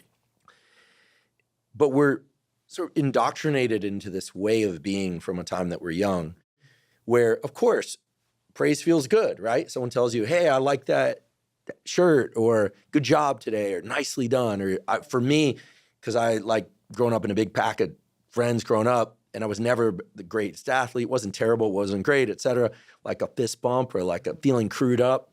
And you're just like, yeah. But you've talked about this before in reference to the SEAL teams. We both know a lot of people in that community, and the teams component is a big part of it for a lot of people. And it's a wonderful thing. Right. But there's a danger to that dopamine hit, for lack of a better way to put it, from what we can only derive when it's coming from outside. You're talking about being able to either say good job, but also like just look to one's own personal history and say, I've done hard things and I can do it again and again because I do it again and again and again. You're talking about parenting yourself, Yep. inspiring yourself, Yep. scaring yourself, Yep. all of that from the inside. Yeah. So very different than the way we're raised, which is to figure out how to get the biscuit. It's funny, man. People want to know how I'm always motivated. It's the unseen work, which you just said is a true statement. Those are false dopamine hits that people are giving you, man. There's no belief in that. These are teamwork dopamine. Like I'm out running at 2 o'clock in the morning, 1 o'clock in the morning, in the gym, long sessions by myself. That's real. How I'm able to just extract dopamine, the good dopamine whenever I want. Man, I've trained 99% of my life alone. No one pat me on the back. I did all of the work alone. And while I'm still hard on myself, I know what I did. So whenever times get bad for me, people, all this, who's gonna carry the boats and that's real. I hate that people know me for that guy, because that guy is not every fucking day. Like when they see me, they want that energy. That's not me every day. I can extract it immediately when I need to, because when you train alone, and I lived alone for so many years in this misery, and you're able to get out of it by yourself, I can take myself to such a level of real passion and purpose. And like the feeling I get is something I can't even explain by myself. I don't need anyone. That's why people come to me to motivate them. No one can motivate me. I have a resume full of fucking motivation that whenever I'm down, I'm like, oh, hang on, motherfucker. Oh, you know the truth. You know the truth. You know the darkness of the fucking dungeons and the fucking demons that fly. You know, and then from there, it's like, oh, okay, you were there. You know this. There was no one there to pick up the rucksack, to pick up the boat, to pick up the log, to go in there. It was you. It was you. There was no pat on the fucking back at 300, at 275, at 250, at 220. No, that was you. So those things that come out of me, that extract from me in the darkness, people are looking for that pat on the back. Where is it? Oh, I don't need it. Because what I've done is in the fucking unseen work, I built Frankenstein. So whenever shit gets nasty, David Goggins goes, you had nobody anyway, motherfucker. So see how I'm talking myself right now? That's me. That shit fires me the fuck up. That shit makes me fucking nuts. You had nobody anyway, motherfucker. Look around you. There was no fucking team. It was you. There was no weight loss program or mom and dad waking you up saying you can do it, you can be better, trying to build belief. You built belief when you had nothing. Rock bottom. You did that. So as times get hard for me, the truth comes out. And my truth is powerful as fuck. It's real. It's tangible. I feel it. It comes out of my brain as I speak about it. I'm reliving every single dark moment of my life to be here. So that is what people don't get. That is what motivates David Goggins, is the unseen work. But everybody needs that pat on the back. They need that training partner. They need that accountability coach. I don't need that shit. And neither do they. But it's what we've trained ourselves to believe that we need. It's almost like there's this pill on the shelf. I'm speaking in analogy. Right. And we take it and we get jazzed up. We're like, yeah, but there's this other medicine cabinet behind there, and it's in us. That's You're right. saying the real medicine cabinet is inside. Oh, yes. When you continue to overcome, and I had so many obstacles to overcome, so it's actually a benefit to me, but the benefit is not like a benefit like that. You have to have the courage and the patience to overcome and overcome. Before you know it, man, you have a whole medicine cabinet, but there's no medicine in the motherfucker. There's no pre-workout. I don't take none of that shit. All I gotta do is flip my brain, put my finger in there and say, okay, that's a good one. That's all I gotta do, man. I got the Rolodex of just like, go fuck yourself, Goggins, and oh, but you won. Let's do that one today. There's nothing I need. And this is the thing that people don't get about David Goggins. I can't teach it in a 1-minute video. We all have this ability to have our own medicine cabinet. But unless you go in there and put the medicine in there, it's always going to be fucking empty, man. You're always going to need the pre-workout. You're always going to need I don't drink coffee. I don't do none of that. I don't need it. I can run for 70 hours, and I had before. No caffeine. I got all this wonderful shit that I overcame on my own, by myself, in the darkness. That, man, when it's cold, I'm hot. When it's hot, like I can feed myself all the time. And that's why when people say, man, why aren't you missing anything? I can't explain it to you, man. Can't explain it to you. You'll never understand. That's why I don't do all these podcasts, dude. I love you, man. That's why my first book, you did a blurb for me. That's why I'm here. I love what you're doing for people, man, but I can't explain this. I can't explain this because people don't want to do this. They don't want to do this, man, but I don't know, man. I get jazzed up even talking about it, man, because so many people think my life is just so, oh God, his life is horrible. Like, don't follow him. He's crazy. Really? But there are a good number of people, I would say, and that's an understanding that actually do. Are. I think what I'm hearing today, and it's really sinking in, is that a great many people either partially or completely misunderstand you. Yes. Big time. I'll put myself in the partially category. Big time. Because I thought it was about just like forward center of mass, carrot, carrot, carrot, carrot, but it's the stick. It's the stick. And it's being haunted. And, I do have examples from my own life, which is not what today's about being really afraid and then turning things around. Right. My biggest fear is getting comfortable. Right. I do not have as much of a stick-oriented approach, but today's conversation's changing the way I think. I'm not going to step away from this and think, okay, there are 25 neural circuits that can explain 10 of the things that David's talking about. And what I'm thinking about is the fact that everybody has a brain. They have a mind. Forget the brain. The brain is just the physical structure, but what that manifests, what that creates is the mind.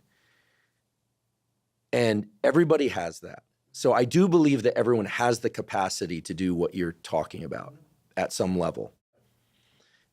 I also will be the first to confess that I think you're a highly unusual, let's just say, maybe even N of 1, as we say in science, sample size of 1. Right.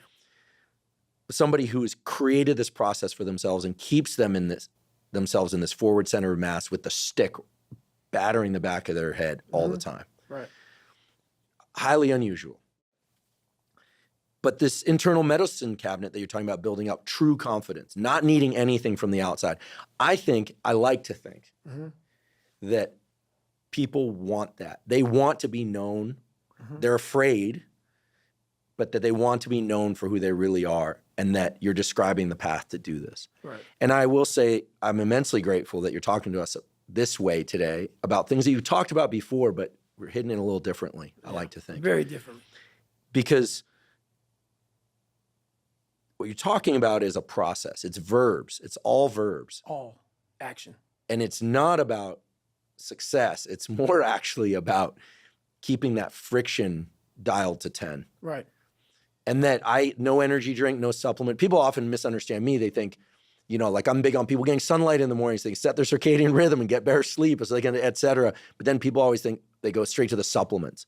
Yeah. What should I take? You know, and then of course people think I'm all about supplements. And supplements are one piece for me, but it's like tiny fraction compared to the do's and don'ts. That's why I didn't want to talk about that today. That's why I'm glad we're talking about this. This is it. This is it. Like, the brain is the most powerful weapon in the world. And it's crazy how a kid that wasn't real smart, I was forced to go only internal. External had to go away. The external world had to go away.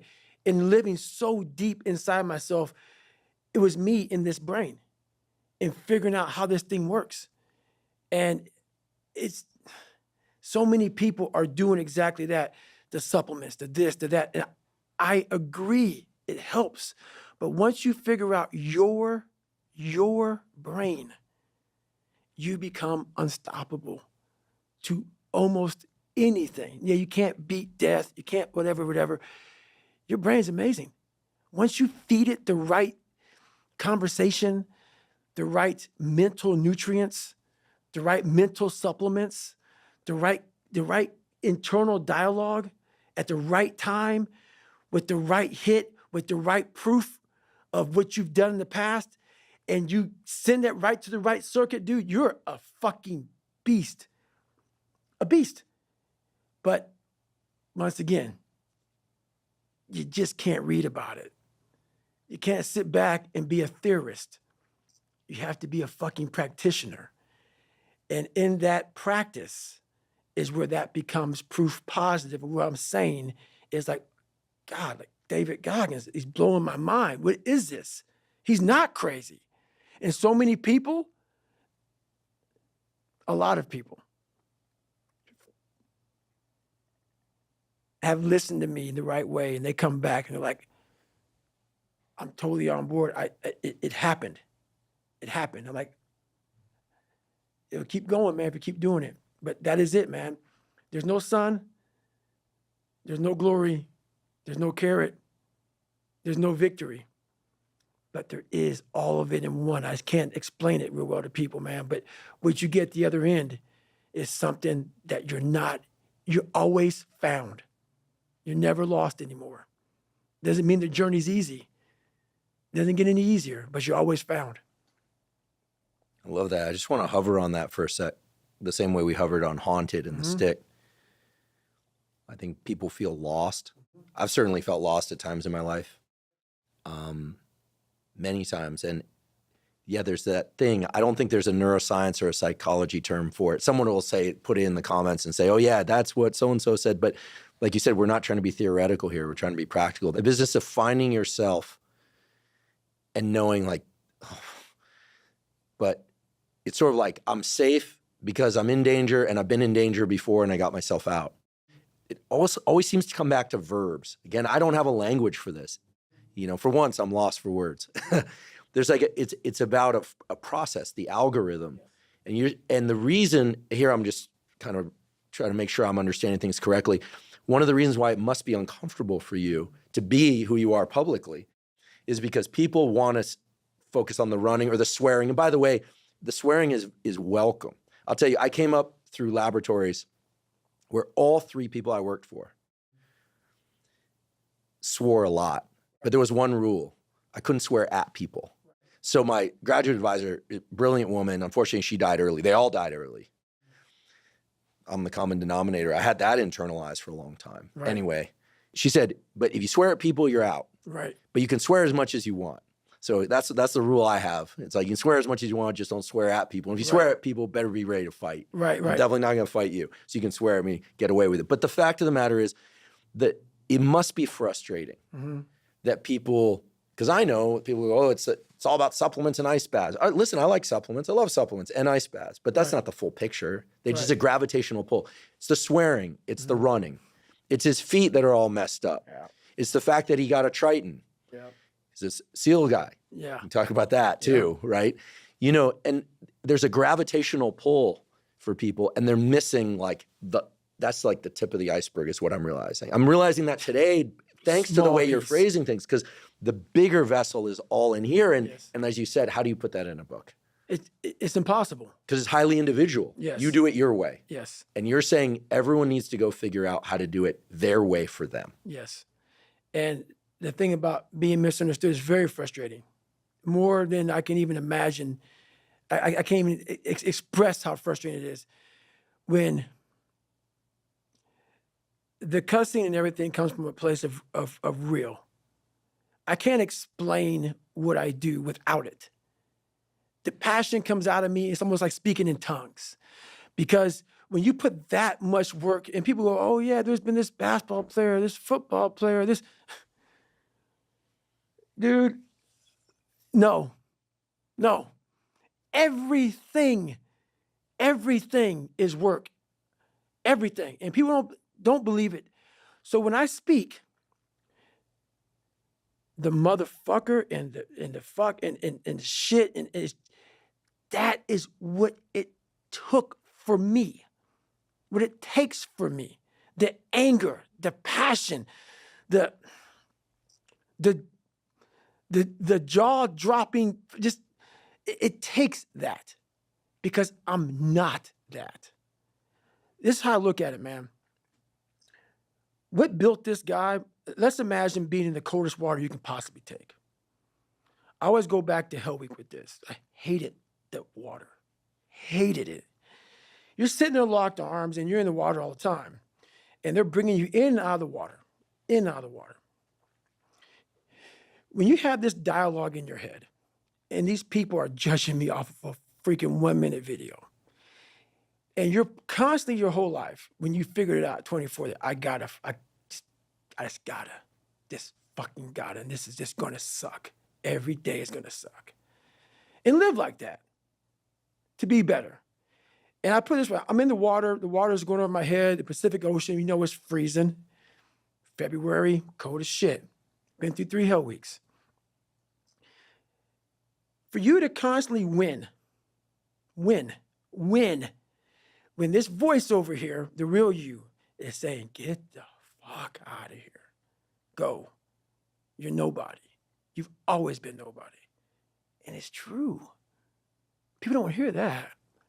That's a true voice. That's the real reality of David Goggins at 24 years old. It's not a false reality. And then you had to create another voice over here that is saying you're better than that other voice.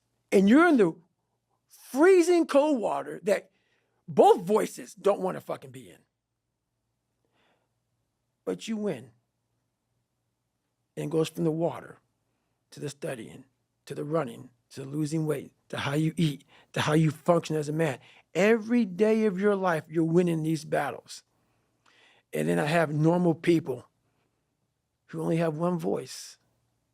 Never created the second voice. The winning voice is the second voice. They have one voice. And that's just, I'm a piece of shit. And that's all they hear. And then they judge people like me who are out here trying to be better. It's something that I can never really, it's a frustrating thing for me. Because I know the majority of people. I know what goes on in the brain because I studied the mind more than you. Because I'm a practitioner. So for you to be a piece of shit and come out of that, you don't just come out of it. You spend decades studying your mind and the human mind on how it functions in good environments, bad environments, stressful environments, patient environment. You studied all because you had to put all this together to create the mind to become successful. So it was like God blessed me with this brain. I had to create a mind. And so in doing so, I figured out every piece of shit human being in the world because that's what I was going off of for myself. So I know why you go on Instagram. I know why because you just have the time. You have the time because you don't want to put that time into bettering oneself. So I know why I'm misunderstood. I'm misunderstood by people who have plenty of time on their hands to misunderstand me because they are exactly where I once was, which is a low-life, lazy piece of shit And it's the harsh reality of people who troll you, who go after you. They have nothing better to do with their lives. It's not some after school special. It's the truth by once was that way. I know where it all comes from. That's why it's frustrating to me now, because I'm not so frustrated at the fact that I'm being trolled. I'm frustrated by the fact that you don't have the courage to try to be somebody better than what you're not. And that's the frustrating part. It's interesting because earlier we were talking about relationships, and you said in a very candid way, and I really appreciate you sharing that you make sure that the people close to you, your family, has everything they need. Right. And that they also understand that you're going to take what you need to continue to build you. Right. Period. Period. In some ways, it seems you've also included the general public in that family. You're saying, listen, I'm going to give you what you need. I'm going to give you as much of myself as I can, except I'm going to stop right at the line. That's right. That if I were to cross it, is going to prevent me from continuing to build myself. And by the way, this relationship only exists because I don't cross that line. That's right. And I think as much as there are detractors out there, or people that try, right?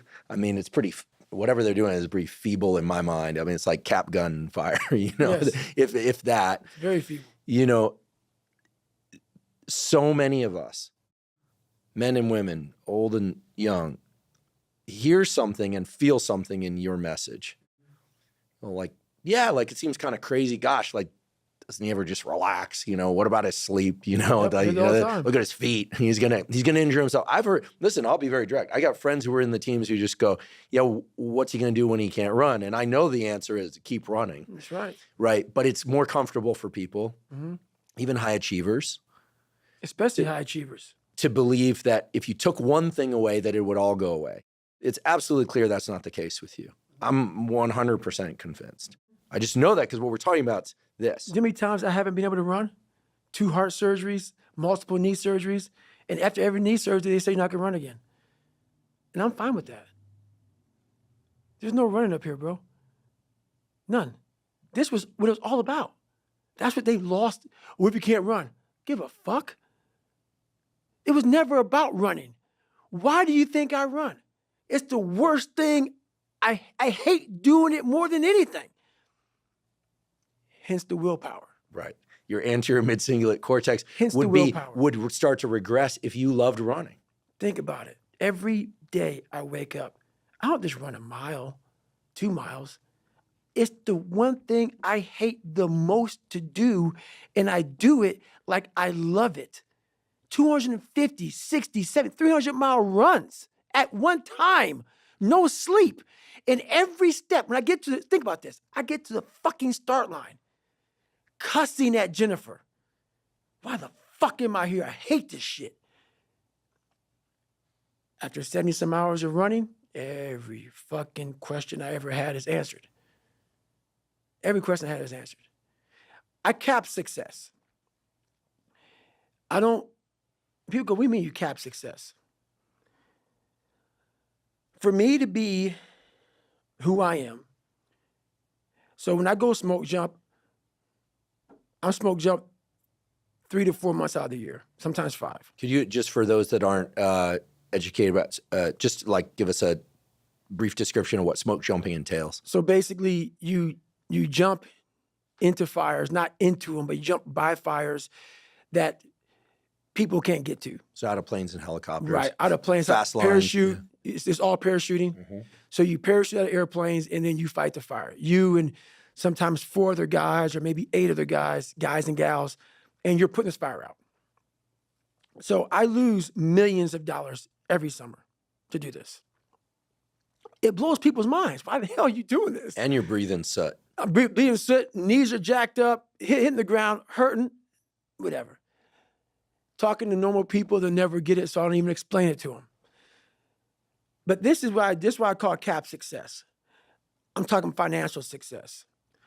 For me to continue having that willpower, the second I just become a speaking monkey and travel around and speaking gigs 12 months out of the year, put camps on, do this, put on lectures, get supplement lines and do this and write more books and shit.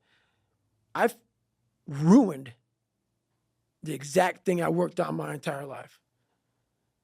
And while I didn't know it until today, but something always told me, this is a very, very, very perishable skill, this willpower that you have, because I do have a willpower that I have never seen in anybody in my life. It is a haunting force that just keeps me going. And I know that that is my strength. If you have that, so that's worth every dime I've ever made in my life, is the fact that I can look a man in the eye finally and have a real conversation without going like this, because I'm lying or I'm a piece of shit, or I know, you know how a person, and so many people do this shit. They're talking to you on who they want to be. They're lying to you. And they walk away. I've done it so many times. You walk away like, God, man, why can't I just tell him the truth? Why the hell can I just tell him the truth? You know how good it feels for me now to look at you in your eye and every man I see. Because women won't get this. Women will not get this. Man to man, that man shit. When you look another man in the eye and you know that everything you're fucking saying is real, and it comes from a real working place, something that you earned. It's the best feeling in the world. You can say that actually happened. Yes. Like I know with certainty what I'm saying actually happened. Actually happened. Who I am and who I say I am, I am. No more lies. No more skirting the truth. No more bullshit. And that is worth every dime I've ever made in my life. And I swear to God on that. Every dime I've ever made in my life, building who I built, so I cap success, because I know that if I ever go 12 months out of the year and don't put every day I'm going at it, but several months out of the year, I go right back to ground zero, which means I'm just fucking David Goggins. No Goggins, no carry boats, fucking logs bullshit. It's just pick up that fucking Pulaski and dig. Hey, get that fucking pump, walk down a mile, put it in the fucking water, mosquitoes beating. You're just David Goggins. You're nobody. Because that's where my growth is. That's where my willpower comes from. And that's where it stays. That's why when I talk to you now, and can't I talk like this, dude? People don't talk with this kind of passion because it ain't there. It ain't there. They're regurgitating some shit from 30 fucking years ago. I'm regurgitating shit from an hour ago. Hour ago. Come on, man. It's just be real. And I can't be on these podcasts. I can't talk to anybody without being real. I'll go away. I'll just go away. Because I can't give you what I want to give you. You said perishable skill. I think that's another set of words I want to highlight, because skill implies behavior. And when we were just talking a second ago about the deep, true bedrock sense of confidence that comes from looking someone in the eye and telling somebody something that you absolutely know it's true because it happened. You're talking about actions. You're not talking about perceptions. You're not talking about what you believe happened. You know it happened. And there's something really concrete about actions. I mean, that's what's so interesting is we're talking about the mind, but actions are the manifestation of the mind. And the stuff that just stays in here, people die with that. It doesn't go anywhere. I long ago, somebody said, I forget what the context was. It was a neuroscientist. He said, most emotions, like, they're just emotions. They're just in there. Like, you don't have to do anything with them. Mm-hmm. And I think certain emotions you want to do something with. Right. But I think people forget this. They feel miserable, like they're going to dissolve into a puddle of their own tears. No one ever died from an emotion. Right. But they feel like they overwhelm us as if it's a tidal wave. It's going to pull us under and drown us. It's so interesting to me because I think you have a gravitational pull. People can feel the energy. I think, yes, you're either completely, badly, or partially understood. There's only one guy on the planet that truly understands you. I think there's one woman, Jennifer, who probably understands you as much as anyone's going to. And then the rest of us are kind of grasping, trying to figure it out. Right. But you're saying go inward. Mm-hmm. So first go inward, mm-hmm. and then it's actions. Inward and actions. Now, the inward piece is something I'd like to just spend a little bit of time on, mm-hmm. because there are a couple characters from history, people that were in concentration camps. Nelson Mandela, I mean, I'm not sure he had Instagram in there. I'm pretty sure he didn't. Right. And I don't think there was anyone coaching him on like, hey, you're going to get out someday and actually you're going to lead an entire country. I'm pretty sure that's not how it worked. He had to find it here. He had to find it between his ears. Right. And there are other examples, but that's an important one. So the process of going inward, does it for you, and here I will ask for suggestions, because I think there are those of us who want to build this skill. Right. Wall yourself off, phone off Yep. for big portions of the day, perhaps. Texting off, the requests, the this, the that. Anyone that knows you knows that we've communicated a few texts, but most of it comes through a filter. She's great. She knows you, and she knows how to protect your time. And that hurts people's feelings. People get mad about that. Hey, God bless you, Jennifer, Cutting oneself off. When you're in there, you say it's just you. And the voices that come up are not pleasant. And then at some point, it converts to action. Okay. What is the process of picking the action? That's the piece that I feel like there's like a bridge to build here, if you would. So the action being like what's next? Yeah. So when you go to sleep at night, when that happens, you know what you're going to do the next day? It's pre-planned? Yes. Okay. Yes. It's always the same thing. You're not building it on the fly. No, nothing's Okay. on the fly. Nothing. So how it works internally for me is I put it exactly how it is. I'm an artist. And every day I'm painting Mona Lisa. Every day. But it's a different one. It's not the same painting. So every day I wake up, even though I do the same thing, it takes a different way to get there. So every day in my mind, I'm going through my mind, I'm just like, and a good painter will not just paint. He needs to create. And you can't create with phones and everything going around you. So you got to block yourself off. You only do 2 podcasts in a year.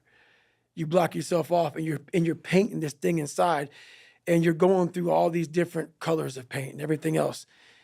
And you can only figure out the right painting if you spend the correct amount of time in your brain. So every single day, I'm literally going with my mind and I'm painting. I'm creating this masterpiece. And the masterpiece is always myself.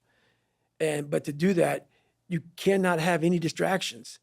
Because if you're talking to an artist and he's trying to think about the next painting, he can't.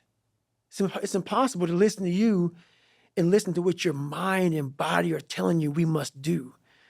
People don't do enough of. They don't do any of it. They don't have passion. They lack passion, drive, determination because you haven't spent time with yourself. Your mind will tell you what is next. But you haven't spent the time to go, all right, let me just figure this out. You're looking for, let me Google this and let me Google that and you're not going to find it there because there's billions of people in this world and they're all supposed to be individuals. But we have a pack mentality. That's why you're so fucking lost. Why am I so unique? I'm being exactly what the fuck I was supposed to be. I ain't follow shit. And when I did follow shit, I was like everybody else. The second I said, okay, man, hang on, dude. You don't like this, you don't like this, you don't like this. Who are you, David Goggins? Who are you supposed to be? Miraculously, all these things just, I couldn't even, the list of shit I had to do just wham. It's like, fuck, okay. Wow. Once you sit down with yourself and say, okay, I don't want to be like Michael Jordan or Jim Brown, that both were on my birthday. So I looked at their birthdays, like, oh, maybe I can be one of these. I can't. I'm going to be David fucking Goggins.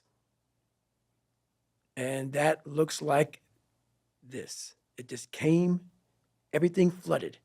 So every single day of my life, there's a different thing that comes up that I have to do. But no one knows what to do because everybody else is following steps. Like the Republican and Democratic parties. I'm not political. Neither am I. At all. for this reason. Republicans are going to vote Republican. Democrats are going to vote Democrat. You're not even a human fucking being, bro. No way all you fuckers agree with all the same fucking shit. And I know I don't. So once you figure out yourself and who you are, all the answers come. So every night, a different painting is being painted. And it's a beautiful painting for myself. I'm like, okay, that's it. It may look the same to most motherfuckers, but the end result is very fucking different. That's why my laundry, if you look at what I've done in 49 years, it's more than most people ever do in their life because they were a race car driver. And that's what they did. They drove a fucking car. It's great. I was all kind of shit because that's exactly what the painting was saying to do. It's what the mind was saying to do. When I'm saying just drive a car to them, that race car driver didn't know what the fuck to do. He retires from being a race car driver and they're lost. People go, how are you still? I don't get it. Dude, you're never going to fill your list, but you never found your list because it never was presented in front of you because your head was cluttered with shit. Because you never just stopped for lots of minutes, lots of years, and just said, all right, it's me and you. Let it go. And it just, bam, it's right there. It's right there. I'm not a psychologist, as I mentioned before, but I'm going to venture a hypothesis here. Mm-hmm. I think that you've mastered the process of internal dialogue. But when I say dialogue, I think most people think, oh, the inner voice, the chatter. But that's just one half of a dialogue. A dialogue is a two-way street. So I completely agree, because I know from experience that when we go inward, oftentimes we hear things, if we're really honest with ourselves, it's like, oh, no, I don't want to think about that or that. No. And then we start looking outward, or we start trying to shift our attention or distract. And there are a million reasons that are handed to us, excuses and seemingly good justifications to be able to do that. But dialogue is a two-way street. And it hit me while you were just saying what you were saying. I was paying very close attention, and I realized David Goggins is talking about the voice that comes up, including the terrible stuff that no one wants to hear about themselves from themselves. But then he's also got the dialogue down where he knows the counter voice. That's right. He goes, yeah, you're right. And so I'm going to do this. Or maybe, no, remember this. You're in a dialogue, a two-way dialogue in there, not a one-way chatter dialogue. There are books written by famous psychologists about chatter, trying to shift your internal narrative. You're like, bring the internal narrative. That's what going inward is about. But it's not one voice. Again, there's a hypothesis. I'm not claiming to be all-knowing. Lord knows I'm not all-knowing, okay? But you've mastered the dialogue, and if there are three voices, strong, medium, and weak in there, you're like, let's all come to the table. Right. So you've got a symphony of voices in there that are all you, that you know to be you. Right. And you know how to have those conversations. You're not afraid to be in those conversations. And then you know what the outcome of that committee decision is, and you put it into real world action. And the world only sees the action. That's it. And only you can know your internal dialogue. Mm-hmm. And only I can know my internal dialogue. And the only way to, quote unquote, know it is to spend a hell of a lot of time there. That's right. Okay. A lifetime. Got it. A lifetime. Like, think about it. For me to be sitting here in front of you, you're not going to call 300-pound Ecolab guy to come sit here. You might. I don't know. Maybe. Probably not. Probably not. Think about this. What we teach people is kindness to yourself. Do you think if I taught myself kindness, and I agree with it, guys, so many people take me out of context, it's ridiculous. Take it however the fuck you want to take it. When I was 300 pounds, where do you think that conversation would have got me if I spoke kindness to myself? I'll tell you where it gets me. Right back to 7-Eleven, another box of mini chocolate donuts and a chocolate milkshake. That's the one voice. That's the one voice that most of us have that you're talking about. If you don't have a conversation in there, the other voice that you create that says, okay, How does this look? It looks very ugly. That kind conversation for me went away a long time ago, which is why the dialogue is now, which you see a lot of action, because most people have inaction because there's one person talking. And that one person is always leading you down the same path, the path that makes you feel very comfortable and happy with yourself. The second you create the other voice, there's conflict, there's battles, there's wars, there's defeat. One thing I learned, I taught myself this, and people go, I don't understand what you're saying. I'm gonna try to break it down real quick. I didn't teach myself victory first. I taught myself failure. I taught myself how to fail. And people go, that's so depressing. Is it?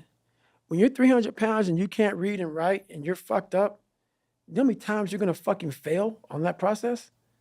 So if you don't know how to fail, there is no victory. I never talked about winning because I knew the path to winning was gonna be years of failing first.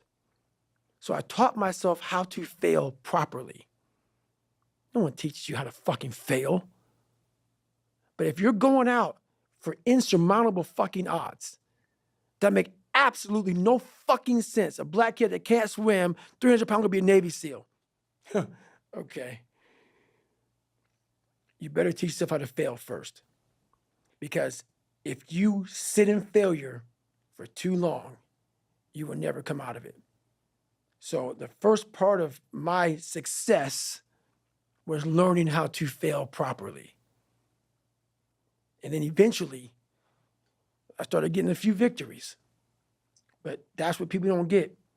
When you have buried yourself in such a deep fucking hole, you better first talk about the failures you're gonna have first. And that's when that other voice comes up. It tells you we gotta do something, but it also tells you, boy, I'm not gonna lie to you, Goggins.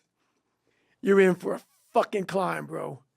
You're gonna get your ass handed to you, made fun of, the outside noise, the inside noise. Both voices are gonna be fucking telling you to go fuck yourself. You are in for hell, bro. I am. So I better learn to fail. So this is what you mean when you say that whatever anyone says, it's insignificant. Insignificant as fuck. Right. It's the cap gun fire because Yes. it's just like it, because the voice in your own head is far worse. And I should say, sorry, one of the voices Yes. in your head. Yes. Yeah, I'm being very like detailed, almost surgical about that because I think this thing about inner dialogue we think is one voice. Yes. But you're making it clear it's many voices. It is. And the thing about it is you have to be really, and sometimes all the voices are telling you the wrong shit, man. But through years, not a podcast or listening to a book or reading a book, years of sacrifice, of suffering, of diligent, pinpoint fucking work on what you want to do for yourself. Not like, oh, let me just do a bunch of shit. I want to be in every task possible. No. Pinpoint what I want to do with my life. What happens is you have all these voices that are telling you you're fucked up and this is going to be hard. But for some reason, you put so much practice into you that you can ignore every one of them that are telling you you're not going to fucking make it and still be able to fucking make it. Because you have put the practice in that you know this is the process. It's such a daunting task that all the voices are saying no. But you still have the conviction that I know I can do this. And that's what it took for me to get here. 20, 30 years ago, I had this 35 or whatever it was, 30 to 25 years ago, pipe dream. And ever since then, every voice was like, you're a fucking nut. But when you put that practice in, every day you lace them up, and I don't mean run. It's just a metaphor for life. When you lace them motherfuckers up every day, pretty soon you win. Pretty soon you'll fucking win. If you have the courage and the heart and the dedication and the mindset about everybody can go fuck themselves. I know what I know. I've listened to myself enough to know I know what I know. None of you can hear what I'm hearing. And that's what people don't do enough of. They don't listen to their journey. They listen to everybody else's shit. Before you know it, I'm crazy. But if I'm so fucking crazy, why am I so successful? How did that happen? If I'm so misguided and fucked up and don't listen to him, why am I the only one to do a whole bunch of shit? Why am I a trailblazer? Why? How is that possible? How can you be fucked up and also self-made at the same fucking... No. Obviously, you're not looking at the truth in front of you. The truth in front of you is it sucks. It's painful. It's fucking mind-numbing. And that is the truth. And that's why a lot of people don't like listening to me, because this is what it takes, creating another voice and sometimes going at it alone. All the time going at it alone, because no one's going to believe in you. And that's that. What I'm about to say is not conjecture, and I can say that with confidence because I did a 4-episode guest series with a brilliant psychiatrist, a guy named Paul Conti. He's from Trenton. He's a Stanford, Harvard-trained guy. He's also got a lot of street in him. He's had his own hardship, real hardship.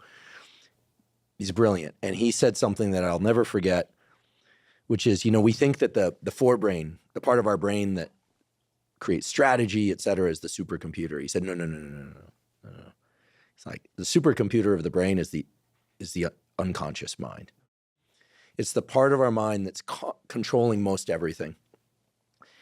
And most people, unfortunately, don't do the work to understand how their unconscious is controlling them. And that's a scary thing, this idea like your mind is controlling you, and I'm not going to get into the free will debate. I believe in at least some will. I believe what you're describing and this internal dialogue,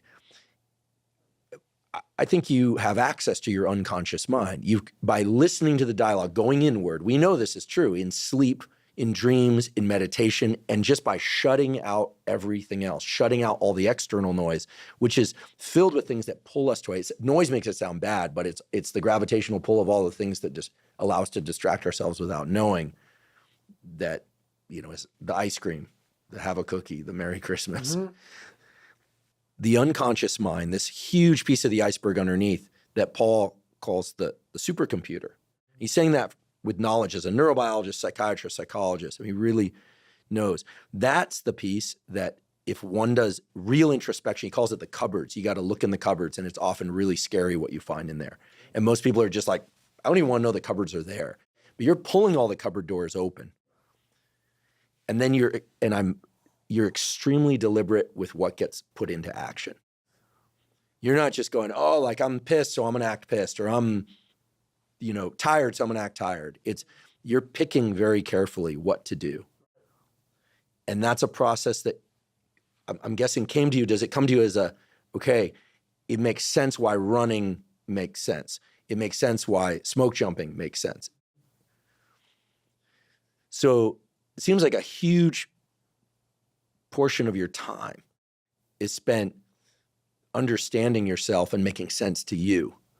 And so when people don't understand you, it's got to be extra frustrating. Yes. Because most people don't understand themselves. So that we're all running around going like, you're this and you're that. Because most people are just unwilling to look inward. Right. And I'm including myself, by the way. Right. I mean, I've done a fair amount of introspection, but I'm inspired today, that word inspired, but it's true, motivated to start going inward further. Because it is scary. It's like we don't know what's in those cupboards, and it's terrifying. Yes. Especially because we don't know. And those are the first ones to open up. And like he talked about, you got to go through those cupboards. I do spring clean every fucking day in those dark cupboards. Those dark cabinets, the ones I start with first. That's the real me, man. That's the real me. That's why I'm not ashamed. I don't hide. I used to hide. I don't hide anymore. He's exactly right. I don't know all the fucking science behind shit. I know what I know. That's why I don't listen to anybody anymore. I don't listen to shit. I think most people are full of shit. Because I know the deep, dark secrets of those fucking cupboards. It's ugly, man. And every day I'm talking to him. Every day I'm cleaning them. I'm cleaning them and I'm talking to the same demons that came out of those fucking cupboards as I'm cleaning them. Sometimes they go right back in them again. It's not easy. And this is why most of us why I am misunderstood. Because what comes out of those cabinets that I'm cleaning, sometimes they see on Instagram. Sometimes they'll see it in the podcast. Sometimes they see in this one. I turn people off. Open up your own cabinets and then go talk about it. Let me see how pretty it looks. Let me see how pretty you sound. Let me see how put together your words are. I bet you a fuck or a motherfucker comes out, because for you to go back in there again to clean the same fucking cabinet that the demon came out of, takes some big balls, bro. To do it every day of your life. To go back in there and spring clean every day. Not once a fucking year. Once every decade. Every day you know it gets dusty. And every day you don't start with the victories. You don't go, oh, this is nice. Look at my I love me wall. Let me clean up this little dusty. No, I go right for the things that are going to keep me buried. And I go right there first, because if I don't clean those out first, the day doesn't start. So what he's saying to me is truth. And like I told you many times a day, I could never figure out how to explain this shit to people, because I'm not neuro nothing. I'm just a guy that said, okay, we got to start in the dungeon and we got to stay here for the rest of our lives. For you to become successful, the dungeon is a place that has to be clean. And it's the scariest place to be. That's why I'm misunderstood, because I'm speaking from the dungeon. That's why I am successful, because I go there every damn day. And that is the truth, what he says. It's the exact truth. Those cabinets are fucking dusty, dirty, and scary as shit. Broken glass, fucking dark, spiders, cobwebs, but most of all, your biggest fears. The biggest things that put you in the fucked up place you are today are in there. That's why we all like to keep them shut, even like to lock them up, act like they never happened. That's why you never grow. You never improve. You never have real conversations like we're having right now. Never. Never. Oh, no. Let's not go there. I talk to so many people who tell me that. Let's talk about this. Because they'll tell me, but they can only say it once. And they'll say it in passing. They won't get deep in the weeds with it. Like, you can't just clean it. Motherfucker, you got to spit shine that motherfucker. You got to relive it. Every fucking detail of it. You can't just be like, oh, yeah, my dad beat me. And, it is what it is. Hey, it is what it is, motherfucker. It's killing you. It's taking over your whole fucking life. But that's the conversation. Yeah, my dad beat me. I'm fine now, though. I'm good. Okay. All right. No, you ain't. You ain't fine. You ain't fine. This is real talk. People don't have that. So your boy's right. 100% right. Scary as shit. It's scary as shit. But it makes you who you're supposed to be. And that's the test. We forget. We think we're supposed to breathe air and have kids and pay the bills and shit. Everybody, what's this life about? That makes no sense. You're being tested, my friend. Tests come when you have not studied.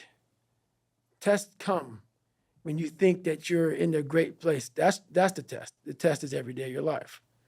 And most of us fail because we don't know why we're here, because we don't go inward to say, oh, you gave me a lot of shit to fix, man. And this test sucks. But then you start. David Goggins. I don't think I could add to that. I know I can't. Thank you for sharing what you shared today. I mean, as much as your process or anyone's process can't be completely understood from the outside, you gave us a real window into this thing, this process that as you said, God put it on you. Mm-hmm. I believe in God too. People can believe what they want, but somehow your life, God gave you these challenges early on, and then there was a point where you went internal. Mm-hmm. And like you said, you developed a skill, but it's a perishable skill. Yep. And you clearly live in the process of opening those cupboards, reopening those cupboards, trying to spit shine those cupboards, understanding that they're never, ever really done, but that you can gain ground on them, Right. that you can win day after day after day. And you really shared a lot of concrete things that I know people are going to be able to apply if they choose. Right. And I agree with you. I think most people will be like, whoa, that was a lot. Yep. It's heavy. I think I want to just kind of bake myself in Netflix and Chex Mix Yep. instead.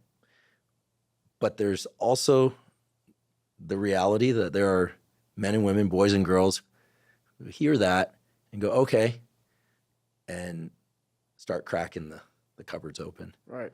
And I just know that, for myself, I'm extremely grateful that you're willing to put it all out there. You're so brutally honest, so brutally authentic. That word authenticity gets thrown around so much. And I can tell you that for me and for everybody else, like that's what resonates. So whether or not you want to, whether or not it's the purpose behind it or not, you're lighting the path. So thank you. Respect. Thank you. Thanks for having me. Thank you for joining me for today's discussion with David Goggins. To learn more about David and to find links to his 2 fantastic books, Can't Hurt Me and Never Finished, please see the show note captions. If you're learning from and or enjoying this podcast, please subscribe to our YouTube channel. That's a terrific zero-cost way to support us. In addition, please subscribe to the podcast on both Spotify and Apple. And on both Spotify and Apple, you can leave us up to a 5-star review. Please also check out the sponsors mentioned at the beginning and throughout today's episode. That's the best way to support this podcast. If you have questions or comments about the Huberman Lab podcast, or if you have suggestions about guests or topics that you'd like me to cover, please put those in the comment section on YouTube. I do read all the comments. Not on today's episode, but on many previous episodes of the Huberman Lab podcast, we discuss supplements. While supplements aren't necessary for everybody, many people derive tremendous benefit from them for things like improving sleep, for hormone support, and for focus. If you'd like to learn more about the supplements discussed on the Huberman Lab podcast, please go to Live Momentous, spelled O-U-S. So that's livemomentous.com/Huberman. If you're not already following me on social media, I am Huberman Lab on all social media platforms. So that's Instagram, Twitter, Threads, X, LinkedIn, and Facebook. And on all those platforms, I discuss science and science-related tools, some of which overlaps with the content of the Huberman Lab podcast, but much of which is distinct from the content on the Huberman Lab podcast. So again, it's Huberman Lab on all social media platforms. If you haven't already subscribed to our Neural Network newsletter, I encourage you to do so. It is completely zero cost, and it provides podcast summaries and protocols in the form of brief PDFs of 1 to 3 pages. Things like deliberate cold exposure, a protocol for foundational fitness, a protocol for deliberate heat exposure, for managing dopamine, for optimizing your sleep, and so on and so on. Again, completely zero cost. You simply go to hubermanlab.com, go to the menu, scroll down to newsletter, and click on the newsletter tab, and you enter your email to sign up. But I should point out that we do not share your email with anybody. Thank you once again for joining me for today's discussion with the one and only David Goggins. And last but certainly not least, thank you for your interest in science.